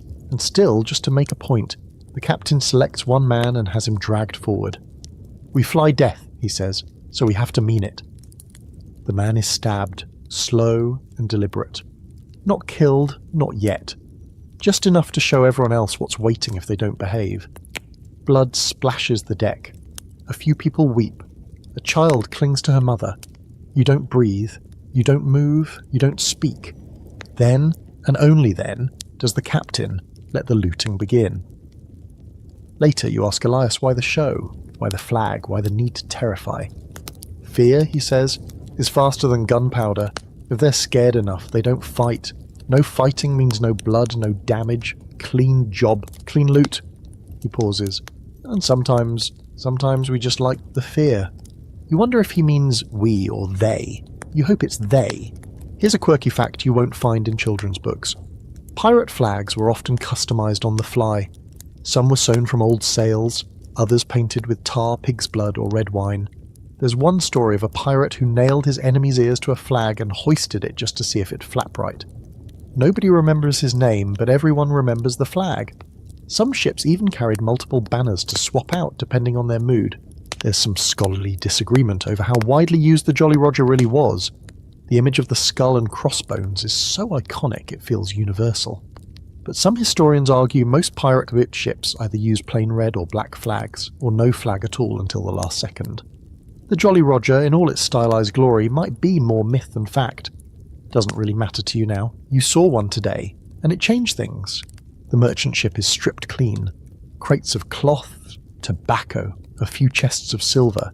One passenger, a girl with red hair and a sword at her side, is invited to join the crew. She declines, politely. The captain smiles, says he likes her fire. She's allowed to leave, and you don't ask what would have happened if she'd said yes. You return to your ship. The flag is still up. Tattered now, the wind chewing at the corners. You stare at it as the sun goes down, thinking about what it's become. Not a banner, a confession, a dare, a mask you wear so long you forget your real face. That night, someone paints a new symbol on one of the sails, a crude skull with burning eyes. You ask who did it. No one answers. No one has to. It's just the ship announcing what it is now, and what you are too. You lie in your hammock, eyes open, the flag burned into your mind. You wonder what would have happened if the merchant crew had fought back. You wonder what kind of person you've become that you didn't stop the stabbing. You wonder if the Jolly Roger is flying inside your chest now, waving silently behind your ribs. Because here's the truth. The flag is more than fabric. It's a line. And you're on the wrong side of it now. There's a sound that always makes your stomach twist, no matter how long you've been at sea. It's not cannon fire, not even the kersim of splintering wood. It's quieter than that. It's the creak of rope being pulled tight, the kind that loops around wrists or ankles or a man's throat. It's the prelude to punishment. You hear it now, echoing through the stillness of the afternoon, and the hairs on your neck rise like sails in a squall. Someone's broken the code, again. This time it's simple. Theft. One of the newer crew, barely more than a boy, was caught trying to sneak a silver ring into his boot. It wasn't even a valuable one, just a little band from the last raid, probably worthless. But the captain made the rules clear. Loot gets divided fairly. Anyone caught skimming? That's mutiny in miniature. And mutiny, even in its mildest form, gets met with pain. They tie him to the mast. He doesn't struggle. Maybe he knows that struggling just makes it worse. Maybe he's too scared to move. His shirt is torn off, his back pale and trembling. The bosun steps forward with the whip, an old knotted thing with bits of shell and wire woven into the strands. It's not meant for correction, it's meant for damage. You've never heard a whip break the air before. It whistles first, like a snake hissing through the dark, and cracks with a sound like bones snapping. The boy screams. The crew doesn't blink. Another lash. More blood. By the third, he's sobbing. By the fifth, he's quiet, just breathing raggedly, eyes wide and distant, mouth moving like he's praying or cursing or both. You turn away. Not because you're noble, because if you watch too long, someone might think you enjoyed it. And that's worse. On a pirate ship, too much sympathy is weakness. Too much interest is sadism. The safest thing is detachment. So you walk to the rail and stare out at the sea, pretending the salt wind stings your eyes. Pirates were brutal, but they weren't lawless. They had systems. Punishment wasn't chaos. It was ritual. Whippings, maroonings, beatings, even executions, all followed an unspoken code. You broke the rules, you paid, and it didn't matter if you were new or seasoned. The punishment was often public, a lesson to everyone else, not just to scare but to remind. A pirate crew couldn't afford freeloaders or liars. One loose thread and the whole ship unravelled. There's talk sometimes of a man named Holtz, no one knows if he's real, who supposedly tried to poison the captain for a bigger share. They say he was tied to the bowsprit, spread-eagled like a scarecrow, and left there through a storm lashed by rain and wind until his skin peeled like burnt parchment. When he finally died, they cut him down, not for burial, but to toss him to the sharks. Elias says that part's true. He claims he saw the sharks waiting under the hull. Some punishments are creative. A guy once drank too much grog, pissed in the water barrel and got caught. He didn't get flogged. He got silence. No one spoke to him for 3 days, no one handed him food or water, no one acknowledged his existence. On the 4th day, he cracked, stood on the rail and started yelling nonsense. The captain called him back down. He refused, then he jumped. The sea took him quietly. There's a fringe tale you hear one night during a game of dice, half-whispered between curses. A ship out of Nassau once punished thieves by sewing them into sailcloth and dragging them behind the boat. Not long, just enough to scrape the skin off. They called it the ghost tow. Supposedly, if you survived, they let you stay. You had to live with your skin half gone, but you got to live. That was the reward. Some historians argue that these punishments weren't as common as legends make them sound. They claim that pirate crews relied more on social pressure, voting and practical consequences, like docking shares or demotion. But those are historians sitting at desks, dry and safe. You've seen what happens when someone breaks the code out here. The lash is real. The bruises don't lie. Fear is a faster teacher than fairness. After the flogging, the boy is cut down. He collapses onto the deck, twitching. Someone hands him a dirty rag to bite. No one helps him up. He has to crawl below on his own. Whether he stays or jumps ship at the next port, no one knows. What matters is that everyone saw what happens when the rules get bent. The crew moves on. Lunch is served. Someone starts humming.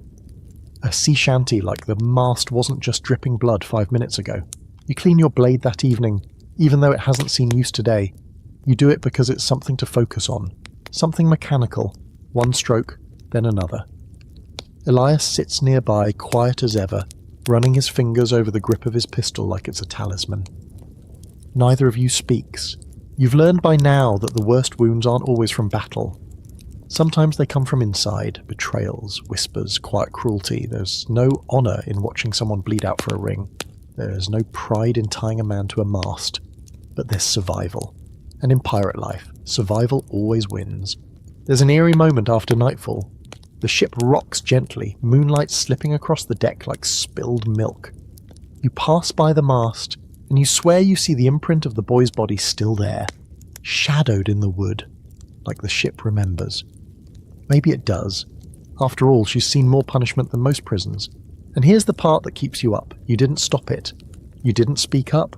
And part of you knows, next time it could be you, maybe not for theft, but for failing in a raid, for getting caught sneaking extra water, for stepping on the wrong toes. Because out here, punishment isn't about justice, it's about control. And the whip doesn't care who's guilty, only who's next. Shore leave isn't a reward. Not really. It's more like a collective pressure release, the kind that lets everyone explode at once before they start stabbing each other on the ship. You hear the word port, and the crew cheers like children who've been promised candy in a fist fight. The ship changes course, and suddenly everyone starts preening, brushing knots from their beards, trying to bleach sweat stains from their shirts, and swapping out boots full of seawater for ones that only smell mostly like dead fish. You can't help it. You're excited too. You haven't walked on stable ground in weeks. Your knees have forgotten how to function without sway. And the idea of land. Real land. With smells that aren't mould and bilge. With food that doesn't crunch when it's not supposed to. That's enough to make you overlook the fact that half the crew is planning to drink until they forget their own names. The port in question is a crooked little place clinging to the edge of an unnamed island. All thatched roofs and bent palm trees, and a harbour that looks like it was dug by a drunk god. There's one dock, half a dozen shanty bars, and a brothel that leans so hard to the left it looks like it's trying to escape itself. You dock mid-morning. By mid-afternoon, the crew has scattered into the town like rats onto a bread cart. The first punch gets thrown before you even make it down the gangplank. 2 men fighting over who gets to disembark first. One ends up in the water, laughing and bleeding from the nose. Everyone cheers.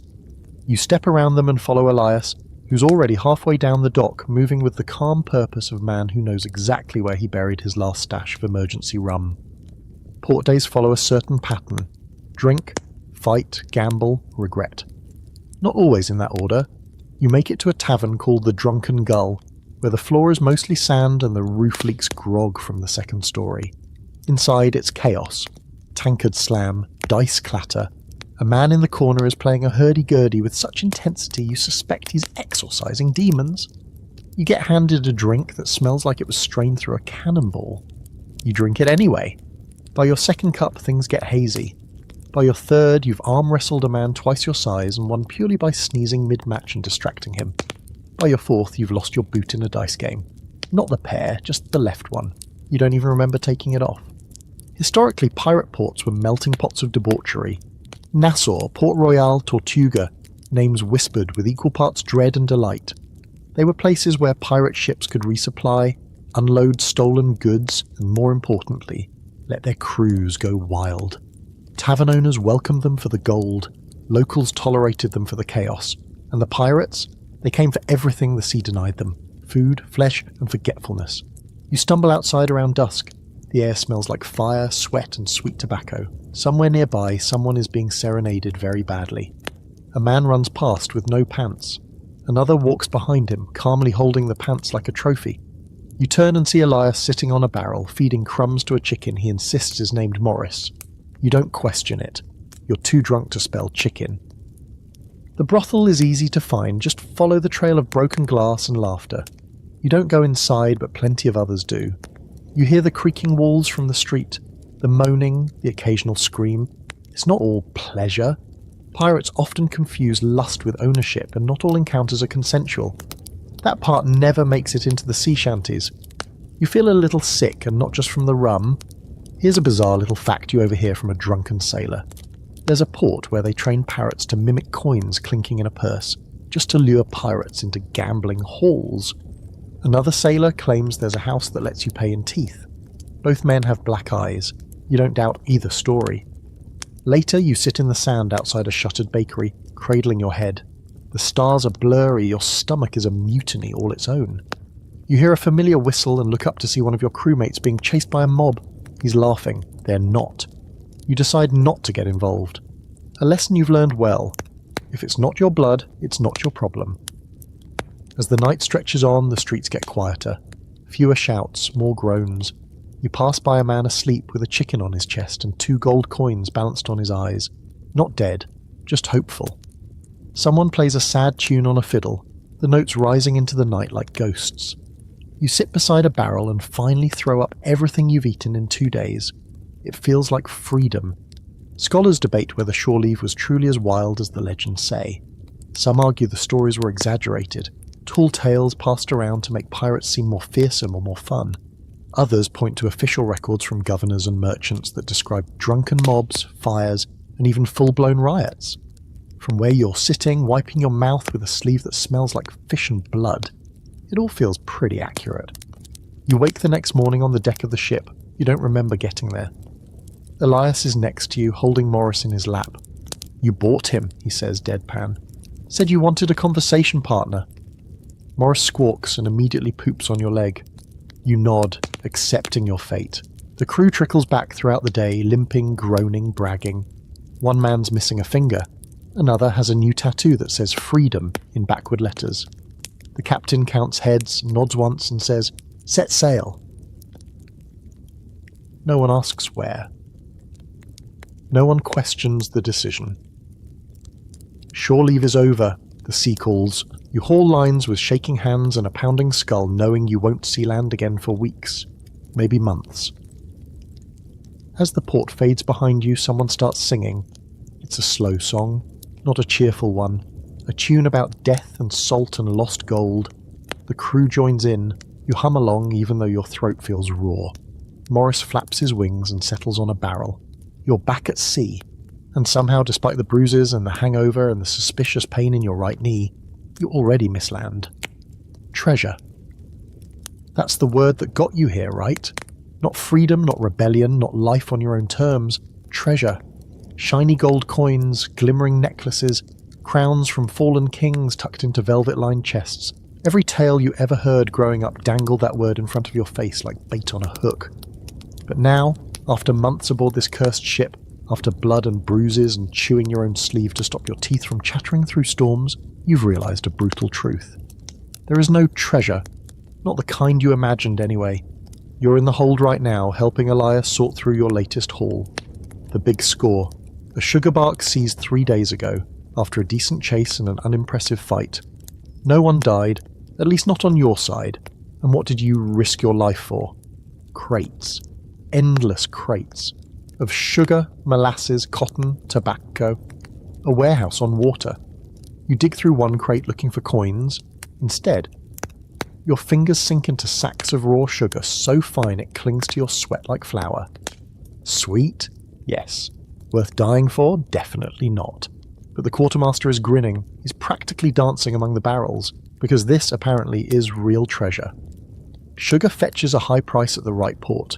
Tobacco too, and cloth, especially if it's still dry, can be flipped for more rum and gunpowder than a pile of coins. You just stare at the sticky mess pooling in your boots and wonder what the hell you're doing with your life. Elias claps your shoulder. What? You wanted gold? He asks. This is gold, friend. White gold, sweet gold, gold you can eat. You resist the urge to throw a sugar sack at him. Historically, pirates rarely found the fabled chests of Spanish doubloons and cursed jewels that stories like to go on about. Most of the time, the loot was more practical. Barrels of food, tools, spices, medicine. Things a pirate crew could use or sell quickly before they rotted. Gold was rare, and when it was found, it was often in the form of trade bullion or coin mixed in with other cargo. Once in a while, a ship would stumble upon something glittery enough to make the legends real, but those were the exceptions, not the rule. And even when you do find coins, there's a catch. The moment they're in your hands, every man on board becomes a little twitchier, a little more watchful, a little more willing to slit a throat over a bad dice roll. Silver brings sharp tempers, gold brings murder. You've seen it happen twice already. Once over a gold necklace that turned out to be brass. Once over a coin that vanished in the night and later turned up in a boot. The wrong boot. But sugar? No one fights over sugar, no one gets stabbed over dried figs or indigo powder. That's part of the appeal, you guess. Safer cargo, less stabbing, more boredom. And yet the crew still talks about buried treasure like it's real. There's always some guy with a whisper. I heard of a cache out in the Keys, sealed in iron. Black Sam Bellamy's hoard stashed in a cave only visible at low tide. A wreck near Tortuga, sunk with 30 chests of coin and one of bone. You don't know if they believe it or if the story's just too good to let die. One man, Weevil, who smells like he was born in a boot, swears he found a map once, sold it for a bottle of rum and a kiss from a toothless brothel girl, claims it led to a cave full of golden idols and goblets tall as a man's thigh. You ask why he sold it then, he just grins and says, maps are cursed. Best to be poor and alive than rich and haunted. That's another thing you've noticed. The richer the loot, the darker the stories. Everyone's heard of treasure with a cost. Chests that scream when opened. Gold that melts when touched. Ships that sank because their cargo wanted to stay buried. You chalk it up to too much rum and too many concussions, but part of you, some salty sleep-deprived part, wonders. There's a debate among historians too about whether pirates actually buried treasure. The popular image of X marks the spot and skeletons guarding hoards comes mostly from books, not reality. Only a few documented cases exist, like the infamous Captain Kidd, who may or may not have buried a stash on Gardiner's Island. Most pirates spent their loot fast. Booze, women, bribes, repairs. There was no point in saving when tomorrow you might be floating in the sea with half your face gone. Still, one of the gunners carries a scrap of oilskin with shaky writing and half a drawing. He says his father gave it to him, says it leads to the treasure, the one everyone dreams about. No one believes him, but no one laughs either. You help haul the cargo up to the deck where it's stacked and catalogued. A few sacks burst, covering the boards in sweet white dust. One pirate snorts a line of it as a joke and immediately chokes. The crew laughs so hard someone falls overboard. No one jumps in to help. That night, as the sun sinks and the barrels are tied down, you sit by the rail with Elias and listen to the others sing about gold and women with ruby eyes. You think about how none of them ever seem to sing about tobacco or nutmeg. No one composes a sea shanty about dried oranges, and yet here you are, sailing from death to death for sugar. You still dream about gold sometimes, coins tumbling through your fingers, a chest so full you can't see the bottom. You wake up with your hand closed tight, gripping nothing but splinters. Here's a strange little fact. Some pirates were paid in goods instead of coin. A barrel of molasses here, a bolt of silk there. They'd trade those items in port like merchants, hawking stolen tea for a sword or an old map. That makes you laugh a little. Pirates playing shopkeeper. You guess everyone's got bills to pay. You glance at the horizon, dark and wide and endless, and think, maybe the real treasure is just surviving long enough to spend anything at all. Or maybe the real treasure is an orange that hasn't turned to mush. Or a dry pair of boots. You pat your own boot, and it squelches. Definitely not the boots. It starts with a woman's voice shouting over the wind. Not a scream, not a shriek, just a barked command in a language you can't place. At first, you think it's your own captain, shouting orders from behind you. But when you turn, you see another ship, low and sleek, sails dark as storm clouds, moving like it's being pulled by something angry and hungry beneath the waves. And standing on the forecastle, arms folded, chin high, is a woman. Not some tavern lass dragged along for luck. No, she's the captain, the crew mutters. Elias whistles low. That's Anne Bonny's colours, he says, half in awe, half in fear. Or maybe Mary Reed's. Either way, we're in for it. You've heard the names before, whispers of women who fought fiercer than any man, who dressed like devils and fought like demons. You would assume those stories were mostly myth. Turns out they're standing 30 feet away, armed to the teeth and staring down your entire ship like they're picking out which part to sink first. Your captain doesn't lower the Jolly Roger, that would be weak. Instead, he calls for a parley. A rare thing, risky, but sometimes necessary when the other side looks like it knows what it's doing, and worse, enjoys it. A rowboat is lowered, you're chosen to row. Of course, because who wouldn't want to row straight into a ship captained by a legend? You keep your head low as you cross the water. Up close, their ship is different from yours. Sleeker, better maintained, less vomit-stained, for one thing. There's a strange sense of order. The ropes are clean, the deck is scrubbed. And the crew, mostly women, not all, but a lot. Some with swords longer than your leg. One with a pair of pistols slung across her chest like they are part of her ribs. You're ushered aboard and brought before the captain. Her name's not Anne, or Mary. She tells you to call her Maud, just Maud. Her eyes are bright green and colder than seawater on a winter morning. Her hat is huge, ridiculously huge. You wonder if she wears it to keep the sky from falling on her. The parley is short, efficient. She wants part of your last haul. She knows what you took. She knows where you took it from. She even knows how many barrels of molasses you brought aboard. No one asks how, spies probably, or informants in port. Doesn't matter. She offers a split. 50-50, or she takes all of it by force.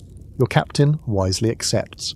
He knows a losing hand when he sees one, and from the twitch of Maud's fingers near her pistol, he knows she'd enjoy making him regret saying no. The deal is struck, no shots fired, no blood spilled. That's rarer than buried gold. Back on your ship, the mood is mixed. Some are angry at the split, others relieved. You, though, you're fascinated, because you'd assumed this was a man's world, a brute's world, a place where women only existed as myths or victims or background noise. But that's not the full truth. You've just met one of the exceptions, and out here exceptions make the rules. Historically, female pirates were rare, but very real. Anne Bonny and Mary Reed were the most infamous, both known for dressing as men in battle, wielding pistols, and reportedly fighting harder than anyone else aboard. Qing Shi, a Chinese pirate queen, commanded a fleet of hundreds of ships and enforced a strict code that included instant execution for disobedience. These weren't mascots. These were leaders, terror makers, rule breakers, and occasionally survival stories dressed in lace and steel. There's a superstition among sailors that women on ships bring bad luck, that they stir up storms and drive men mad. You've heard that one plenty. You've also heard the older sailors claim that seeing a woman aboard means the sea will soon take someone. But now you're wondering if that's just old fear talking. Because Captain Maud didn't look like bad luck. She looked like order, like danger, like exactly the kind of person who survives out here. Where survival means knowing when to trade barrels and when to slit throats. Not every pirate queen is famous. There are quiet ones.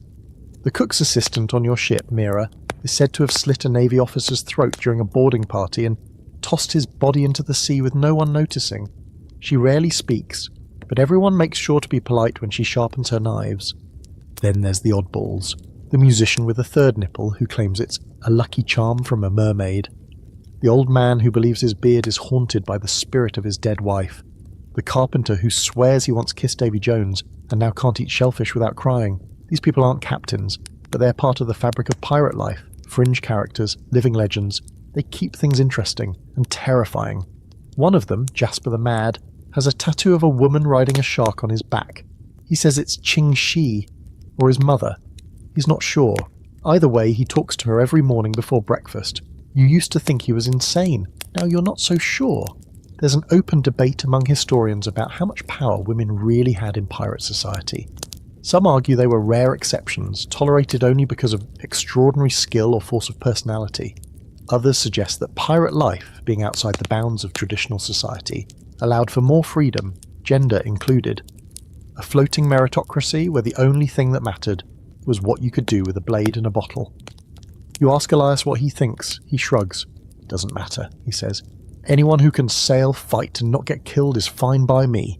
Don't care if they've got a beard or a bonnet. You nod. Because honestly, he's right. A week later, you spot Maud's ship again on the horizon. She doesn't come close, just sails past, a black streak on the water. Her flag flies high, an hourglass above crossed blades. You wonder what message she's sending this time. A reminder? A warning? Maybe just a nod from one survivor to another. That night, you dream of standing at a ship's wheel, wind in your hair, a fleet behind you. In the dream, your voice is loud, your coat is long, and no one questions your orders. You wake up smiling, just a little, because out here, the sea doesn't care who you are, only whether you last. And Maud? She's still out there. You're eating cold fish off a rusty tin plate when you notice something odd. It's quiet, not calm. Pirate ships are never calm, but quiet in the way a room goes silent right after someone says something they shouldn't have. You glance up. Elias is gone, so is Whisper. The captain hasn't left his quarters in 2 days, and the quartermaster? He's been pacing the deck like a priest at a hanging. The crew won't meet your eyes. Something's off. And out here, off usually means someone's about to end up bleeding or on fire, or both. You ask around carefully, neutral questions. Seen Elias? Captain all right? You get shrugs and non-answers, a few scowls. One man spits overboard without looking at you. Finally, you catch Brody near the forecastle, nursing a cracked lip and a mug of what he insists is tea, but definitely smells like old socks and rum. He leans in close, low voice and says, "They're talking deals. Navy, maybe. Or the East India bastards." Deals? That's worse than mutiny. Pirates live outside the law, that's the whole point. But every now and then someone on board gets clever, or desperate, and starts talking to the other side. Maybe they offer up intel in exchange for gold. Maybe they sell out old allies to buy a pardon. Either way, it's treason, and treason doesn't go unnoticed for long. Turns out Whisper, who's been with the ship longer than you, disappeared during the last port call. No one saw him leave. No note, no fight, just gone. But someone found a sealed envelope in his hammock. Nothing written on the outside. Inside, a list of names. Yours is on it, so is Elias's, so is Brody's. The implication is clear. Someone is keeping tabs, selling out the crew one name at a time. Your hands go cold. It could be nothing. A joke, a warning, or it could mean that the next time you dock, someone's waiting with shackles and a gallows already built. The crew starts to fracture. People talk in corners now. Arguments bubble just beneath the surface. At night, hammocks are quieter, but not because people are sleeping. They're listening, watching. You keep your blade closer than ever and make a habit of sleeping with one eye half open. Elias finally returns one morning with a split lip and no explanation. You ask him where he went. He says, out. You don't press. But later, he slips you a folded scrap of paper with a single line written in charcoal. Trust no one below deck. You ask no more questions after that. The captain emerges the next day, looking older than you remember. Eyes sunken, jaw set. He orders a course change, away from the usual trade lanes. That's when you know he's scared. Whatever Whisper was doing, whatever deal was struck, it's big enough to spook the man who once laughed while being shot at. The captain says nothing about the note, nothing about the list, but the sails are tightened, the guns cleaned, and no one leaves their post. Then you notice the ship following you. It's subtle at first, as just a dot on the horizon. A merchant vessel, maybe. Then it gets closer, never gaining, never falling back, just there.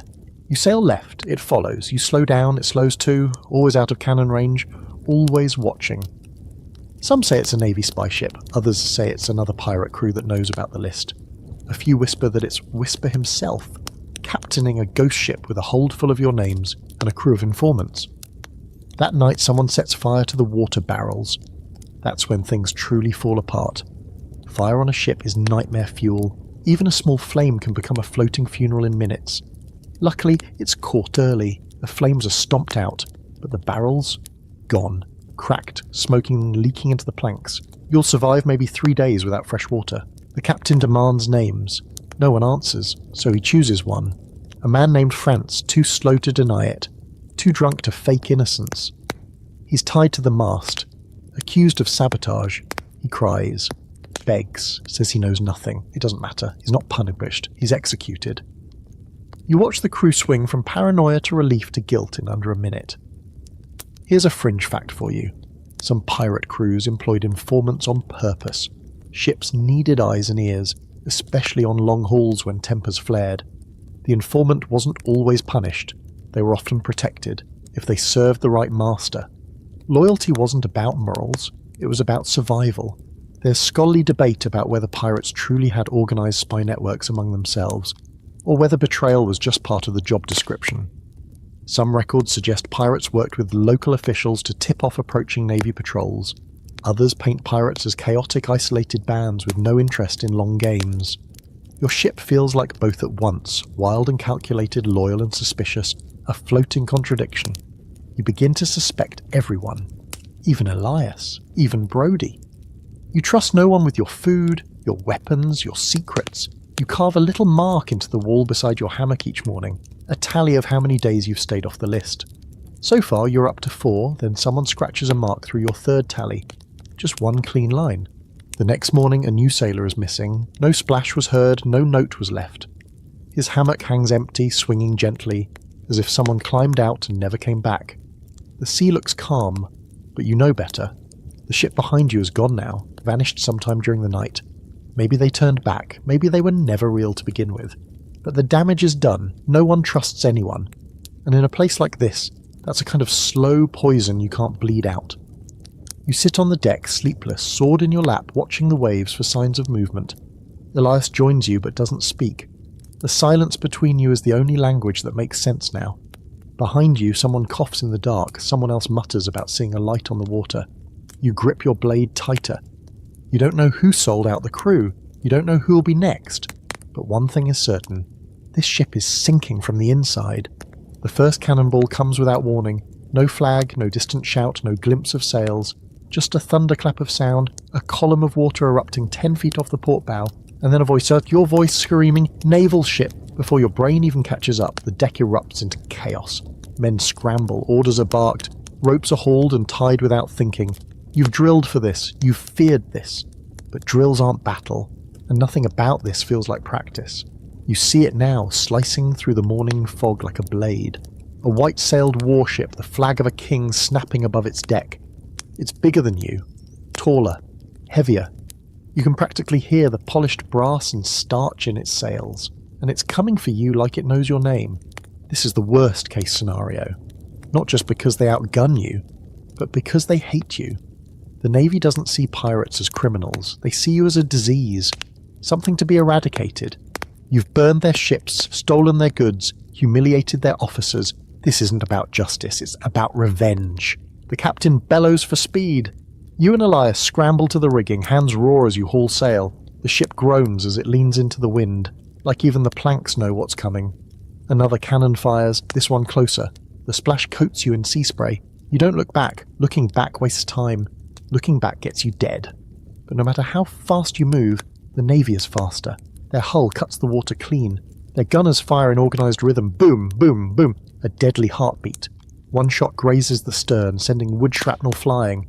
You hit the deck hard, arms over your head. When you rise, the world is louder and smaller and spinning. The next order comes, ready the guns. You've got fewer cannons, half your powder is damp, and one of the gunners has been blind in one eye since a drunken mishap involving grog and a torch. You're not hopeful, but you move anyway. That's what battle does. Makes you move even when hope's already abandoned ship.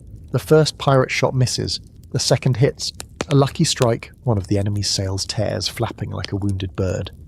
The crew cheers, but it's short-lived. The Navy fires back with a full broadside. You feel the impact in your teeth. The ship rocks like it's trying to throw you off.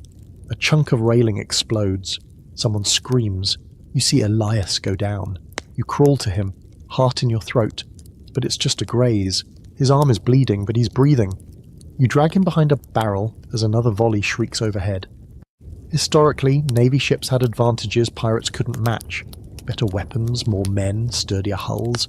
Pirates relied on speed, surprise, and fear. But when those things failed, it was like fighting a lion with a stick.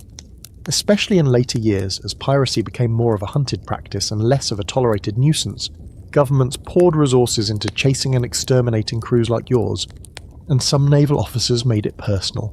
There's no romance here, no clever tricks, just brute force. The two ships circle each other like animals, teeth bared, blood in the water.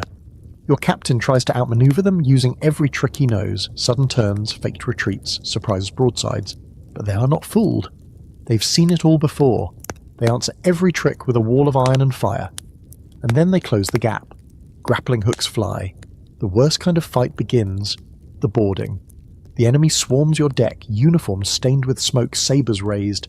It's chaos, screams, steel, blood. You see men fall, some from wounds, others overboard.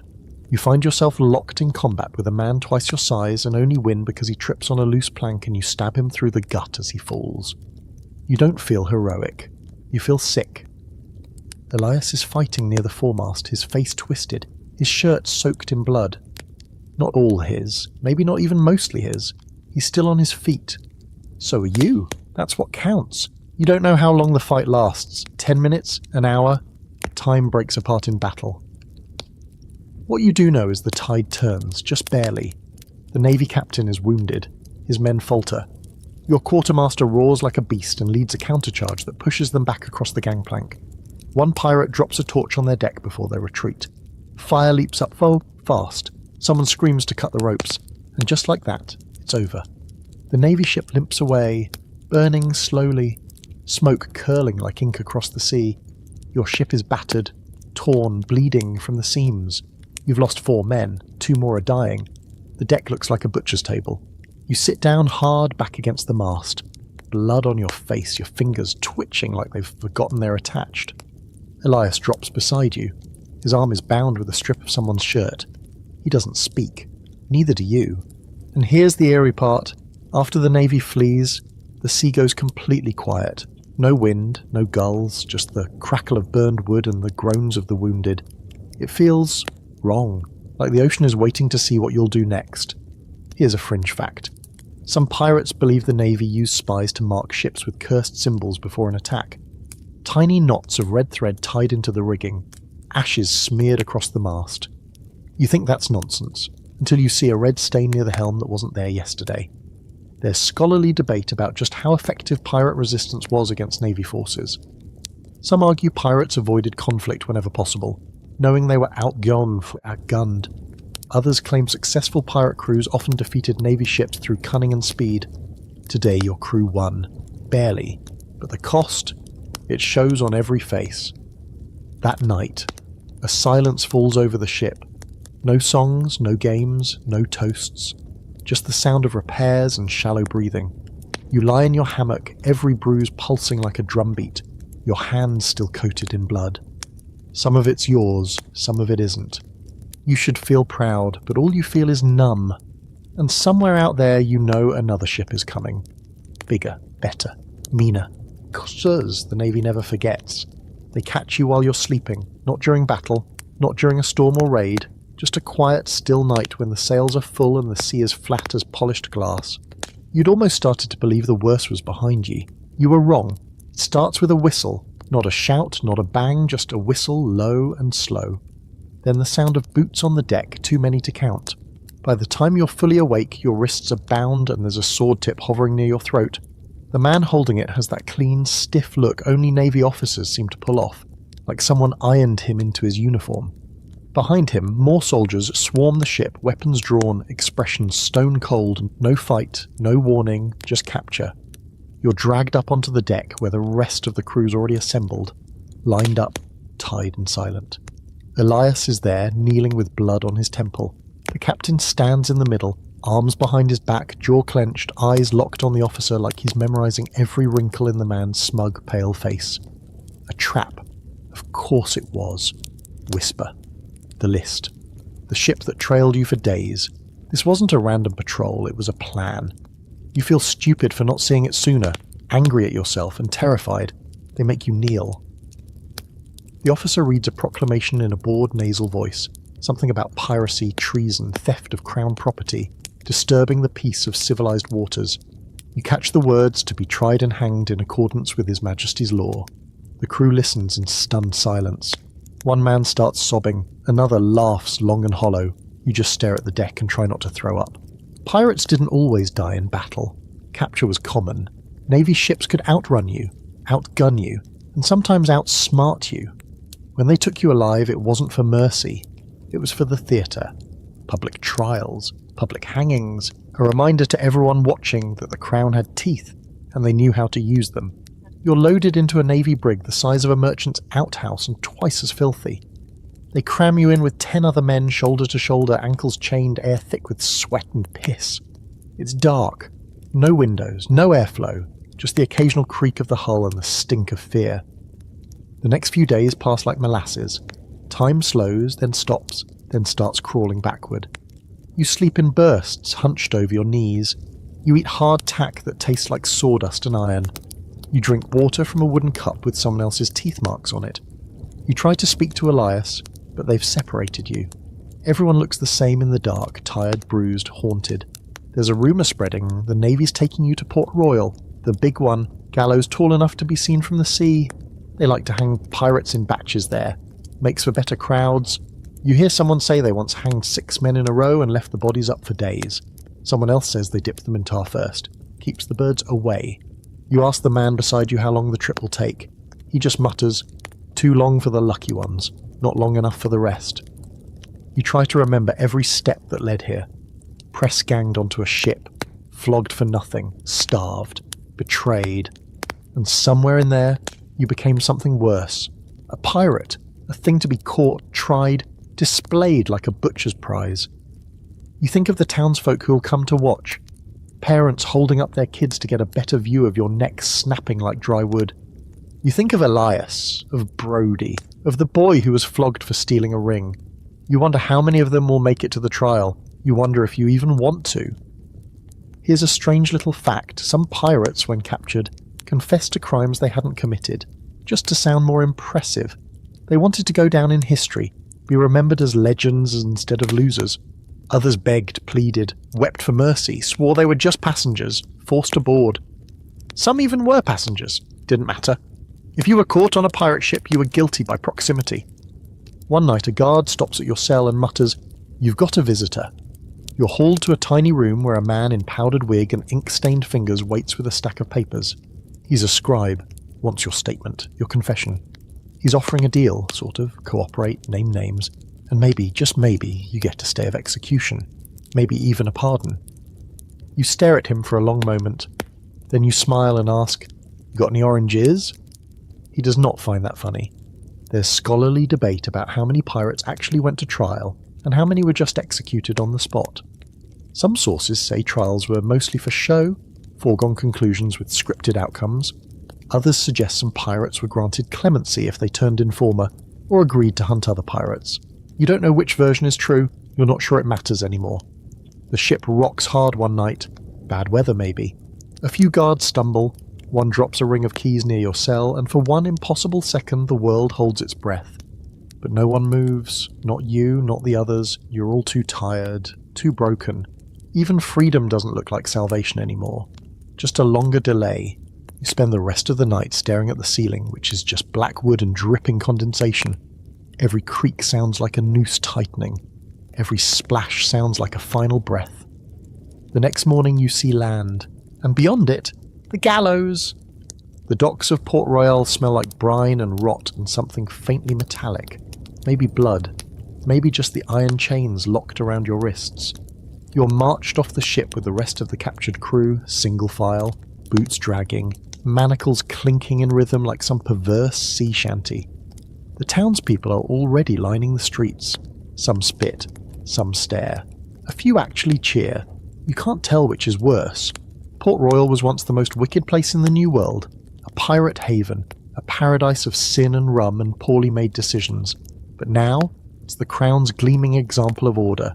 Cleaned up, smoothed out, purged of its pirate soul and replaced with gallows lawmen and preachers who speak with the same authority as cannon fire. You feel it immediately. That smug, suffocating sense of righteousness. The kind that doesn't just want you dead, it wants you erased. You're told your trial is scheduled for the next morning, quick and efficient. They don't want pirates rotting in their cells, they want them swinging in the sun. You've heard the phrase before, the king's justice waits for no man, especially not one who's already been judged by the colour of his sails. That night, you and Elias sit against the wall, silent at first. Then he says, "You think they'll let us say anything before?" You shrug, probably, a few words, some dramatic gesture, something to remind the crowd that you're not just meat. Elias nods like that's enough. Then he laughs, low and bitter. "I always thought I'd die at sea, not on a stage." You don't know what to say. Neither of you sleeps. The trial is more of a performance than anything else. The courtroom's packed. Journalists, locals, officers in spotless uniforms. They call your names one by one, and each of you gets the same treatment. Charges read aloud like scripture, a quick nod from the magistrate, and then a moment to plead. You say not guilty just to say it. So do most of the others. One man screams that he was never a pirate, that he was kidnapped and forced to scrub decks. No one believes him. The judge doesn't even blink. The prosecution reads a list of your crimes, some true, some exaggerated, some you're pretty sure someone else did entirely. There's no jury, just the gavel, the judge, and the sentence already waiting behind his teeth. You glance at the crowd and see no sympathy, just curiosity, hunger. They want a spectacle. They came for blood in daylight. Historically, pirate trials were public events, part deterrent, part entertainment. Records show gallows packed with spectators, children eating sugared fruit as men swung. Sometimes ministers were brought in to pray with the condemned. Other times, convicted pirates were forced to read pre-written confessions, rehearsed like actors before an execution. And then there were the rare few who used their final moment to curse the court, the crown, and everyone within earshot. You're sentenced before noon, guilty of piracy, theft, assault on officers of the crown, unlawful seizure of cargo, and generally wicked behaviour unbecoming of a subject of His Majesty. The phrase makes you laugh, the guards don't. Execution is scheduled for the following morning, fast, efficient, and publicly posted. You get one last meal. Bread, cheese, something pretending to be stew. Elias offers you half of his, you don't ask why. You just eat in silence, savouring every bite like it's worth more than gold. That night, a minister visits your cell, a small man with a huge book and watery eyes. He asks if you'd like to pray. Elias tells him to go bugger himself with a crucifix. The man leaves. You almost laugh again. Then Elias turns to you and asks, "You think it was worth it?" And the answer should be no. It should be no, but part of you hesitates. You think of the open sea, the freedom, the wild nights. The laughter on the deck under a blood-orange sky. The wind in your face as you cut through the waves like a blade. The moments when, for just a second, you were more than you'd ever been on land. But then you think of the blood, the hunger, the betrayal, the whip, the fire, the way men scream when they're dying, the way your stomach dropped when the Navy cannons roared, the look in a child's eyes on a ship you raided, pure fear. You think of that. You look Elias in the eyes. "No," you say. He nods. "Me neither." There's a fringe account about a pirate who, facing execution, tricked the court by faking madness, chewed off a finger, screamed about sea demons, claimed to be Neptune's bastard son. They delayed his hanging for months. Some say he escaped. Others say they hanged him anyway, just upside down as a final joke. You wonder if you should have tried something like that. Too late now, and you don't sleep.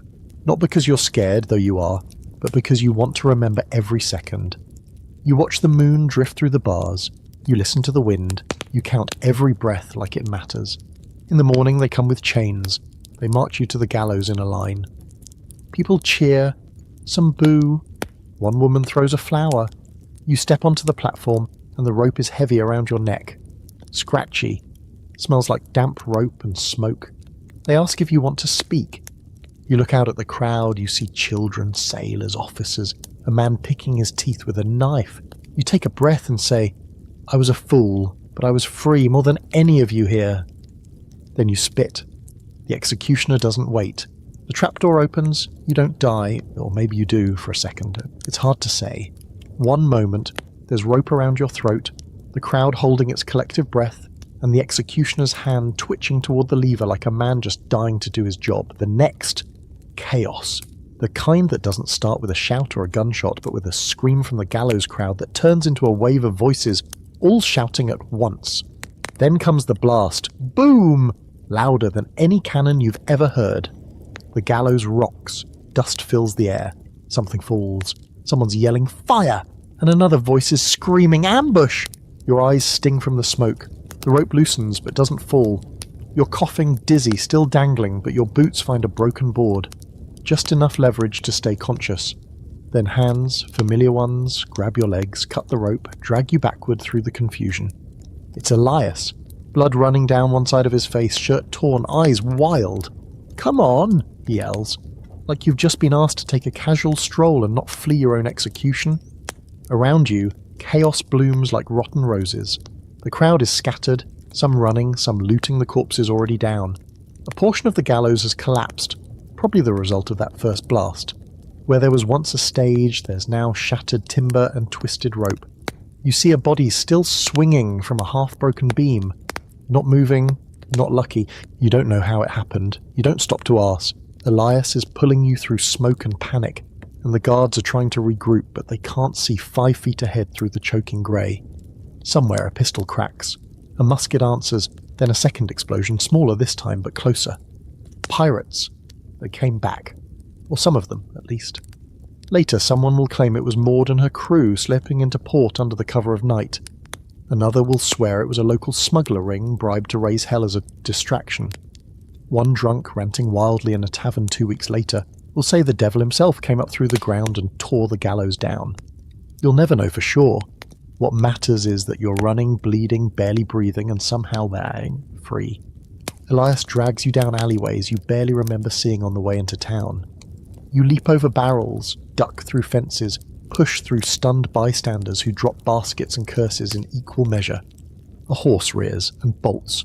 A woman screams that the pirates are killing everyone. You try to shout back that you're not, at least not today, but your voice is gone, strangled by rope and smoke. Eventually you reach a low building near the edge of the docks. Someone inside whistles, a bird call, low and sharp. The door opens.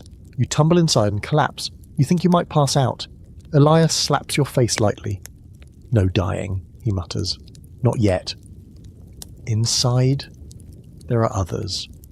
Fugitives like you, some in navy gear, stolen and bloodied. One girl with a bandolier of pistols, a boy with a sack of bread who looks 12 and terrified. You recognize one or two from your crew, others are new, but the look is the same across every face. We survived, somehow, for now. They have a skiff, small, leaky, but it floats. The plan is simple. They'll wait until nightfall, slip out through the southern inlet, pray no one's watching. If you're caught, it's the noose again, if you're lucky. More likely a musket to the gut and a slow bleed in the mud, and so you wait. And every minute feels like a year. Someone hands you water. You drink. It tastes like dirt and metal, but it's wet. Someone else gives you bread. You can't chew. Your throat's still raw. You just swallow and try not to gag. You finally ask Elias what happened. He shrugs. Saw an opening, took it. Had help. That's all he says. Historically, escapes like this were rare, but not impossible. Port towns were messy places, guards corrupt, locals indifferent. If someone wanted to spring a pirate from the gallows, they had to move fast and dirty with more luck than skill. There are reports of bribed hangmen slipping knots loose, gunpowder stashes planted under scaffolds, even paid actors starting fights to cover a getaway. No two stories are ever quite the same, which only adds to the legend. Here's a weird little fringe fact. One pirate, John Halfjaw Hawkins, allegedly escaped hanging by biting through the rope with his teeth, took 3 tries, broke 2 molars, and still had to fight his way out of the square. He died later that week in a bar brawl over a spoon. You think about that and wince. At least your teeth are intact. By nightfall, your group is down to 6. 3 didn't make it. Guards, maybe. Or the crowd, doesn't matter now. The docks are still patrolled, but not as tightly. Everyone's cleaning up the mess. Counting bodies, looking for answers. You stick to the shadows, knees buckling with every step. The rope burns on your neck, itch like fire. Elias helps you into the skiff and you push off. The water is silent. Too silent. The kind of self-tender that screams in your ears. You row with shaking arms, muscles screaming, praying to a god you never believed in. Behind you, Port Royal smoulders quietly under moonlight. Gallows hanging empty. For now. You make it past the rocks, past the bay, and then, just like that, you're at sea again. Free, but not safe, not yet. The ocean doesn't welcome you back. It tolerates you, maybe. A sullen host allowing an unwanted guest to sleep on its floorboards just until sunrise. You and Elias drift in that leaky skiff for the better part of 2 days, with nothing but a sack of mouldy hardtack, a flask of brackish water, and the occasional gull that swoops overhead like it's considering pecking your eyes out. You take turns rowing and bailing. Elias jokes that you've officially earned the worst spa experience in the Caribbean. You try to laugh, but it comes out as a rasp. Your throat still burns from the gallows rope. There's no plan, no destination, just water and sky and that distant sound in your ears that might be the wind, or your heartbeat slowly unravelling. By the 3rd day, the sun is relentless. It drills into your scalp like it's trying to find your thoughts. The salt crusts on your skin. Your lips split. You start seeing things. A sail on the horizon. A ship's bell. Elias telling a joke that turns into a hymn. You sleep in minutes, half aware, one eye open, hand still clutching a knife out of habit. Not fear. You're past fear now. What's left is reflex. On the 4th day, a ship appears. Real this time, low in the water. Fast, no colours flying. Your heart lifts, then sinks. Could be pirates, could be slavers, could be the same damn Navy patrols you just escaped. You don't wave, don't shout, just sit there, holding your breath while Elias squints into the sun and mutters, "Better to die on deck than in this bathtub." They see you. Of course they do. The ship swings toward you like a predator who's just spotted dinner with legs. You hear shouting, ropes, orders. A grappling hook clinks into the side of the skiff and drags you in. Men haul you aboard, rough hands, sharp eyes, one pokes you in the ribs. You flinch, he laughs. Then a voice you recognise says, "Drop that one. He's with me." Maud, of course it's her. She appears at the rail like a ghost conjured by sheer exhaustion. Coat dark, boots polished, hat even more ridiculous than you remember. Her expression doesn't change. Not warmth, not surprise, just calculation. "What happened to the gallows?" she asks. You swallow. "Didn't take." She smirks. "Lucky you." They feed you, bathe you, let you collapse in a real a hammock technically, but it feels like heaven. For a while all you do is sleep and wake and sleep again. Elias tells the story of your escape over and over, each time with more flair. You don't correct him, you're too tired to be humble. Eventually Maud invites you to her quarters. It's not fancy, just neat. Charts, knives, a bottle of something aged and amber. She pours 2 fingers into a tin cup and slides it to you without a word. You drink it without asking what it is. It burns the pain out of your throat for the first time in days. "You two," she says, gesturing to you and Elias, "have a choice." You raise an eyebrow. Elias just groans. "I can drop you at Tortuga," she says, "or I can keep you aboard. We've room. You've got 7 gills, and I prefer crew who've stared at a noose and come back swinging." It's tempting. A ship, a job, a second life. Not much to think about, really. But part of you wonders, what's the point? You've been a pirate.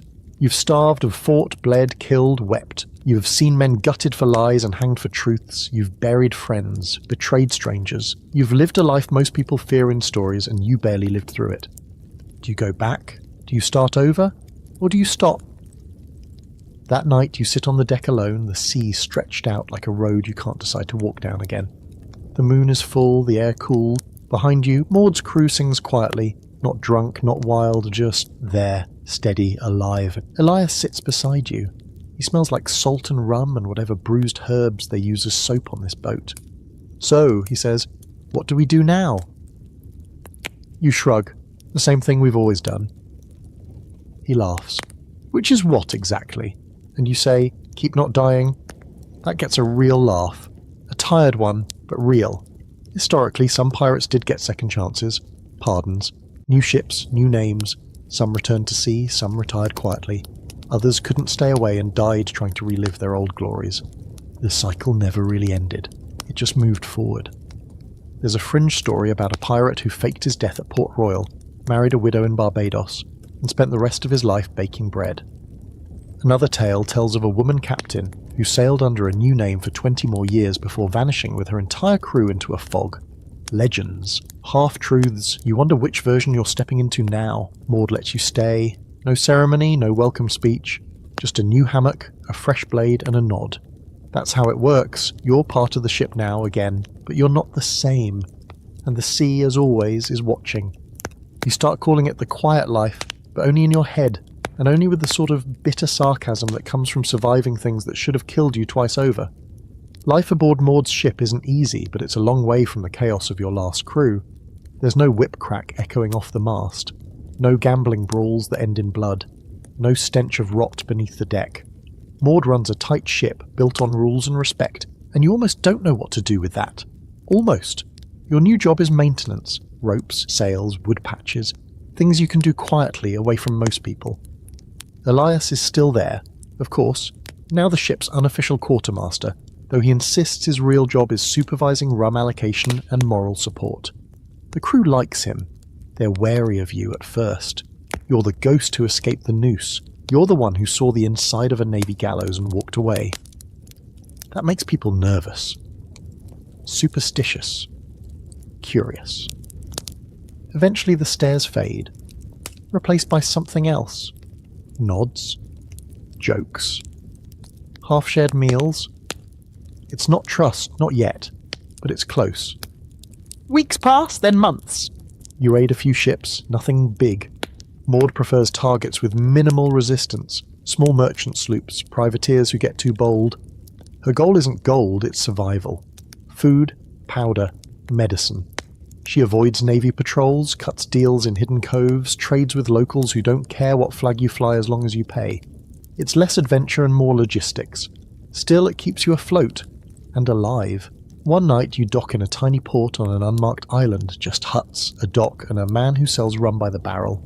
It's your first chance in months to stand on land. Your legs feel like jelly. You nearly fall on your face and Elias laughs so hard he drops his pipe in the sand. You wander into the village and buy a sweet orange with a copper coin.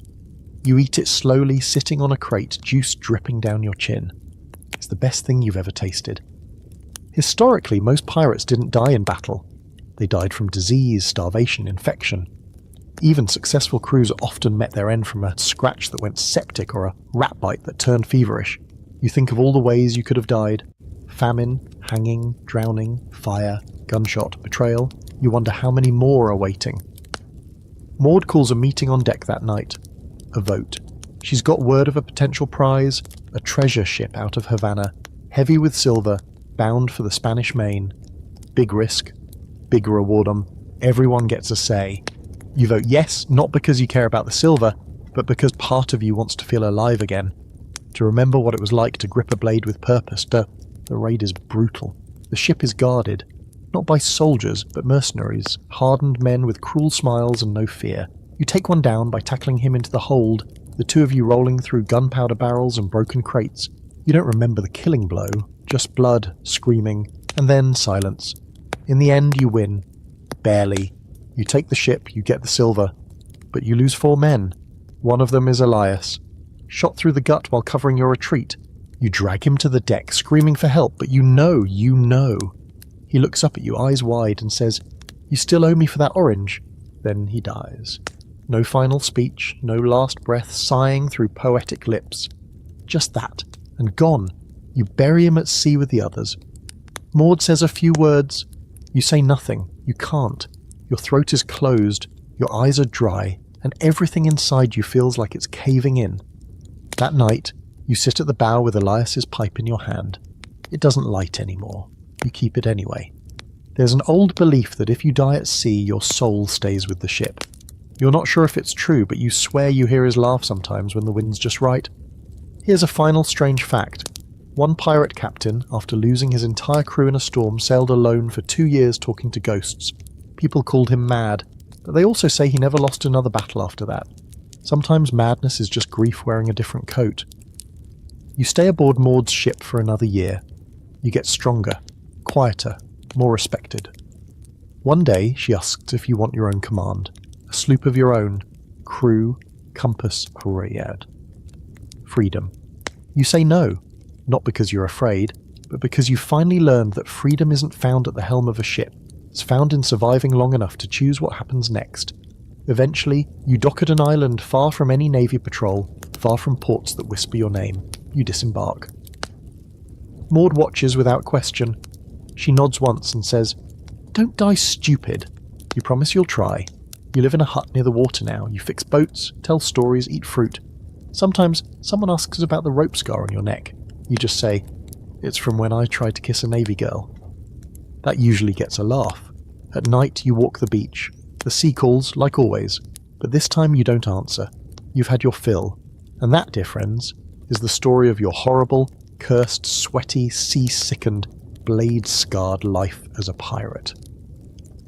You didn't die at sea, or in battle, or on the gallows. You died and came back and kept moving, one splintered day at a time. That's not glory, that's survival, which, in pirate terms, is the same thing. So if you're still awake, congrats. You just lived through something most people wouldn't survive 10 minutes of. If your pillow now feels extra soft, that's because you've earned it. Now close your eyes, breathe in deep, and drift away like a stolen ship into a moonlit cove.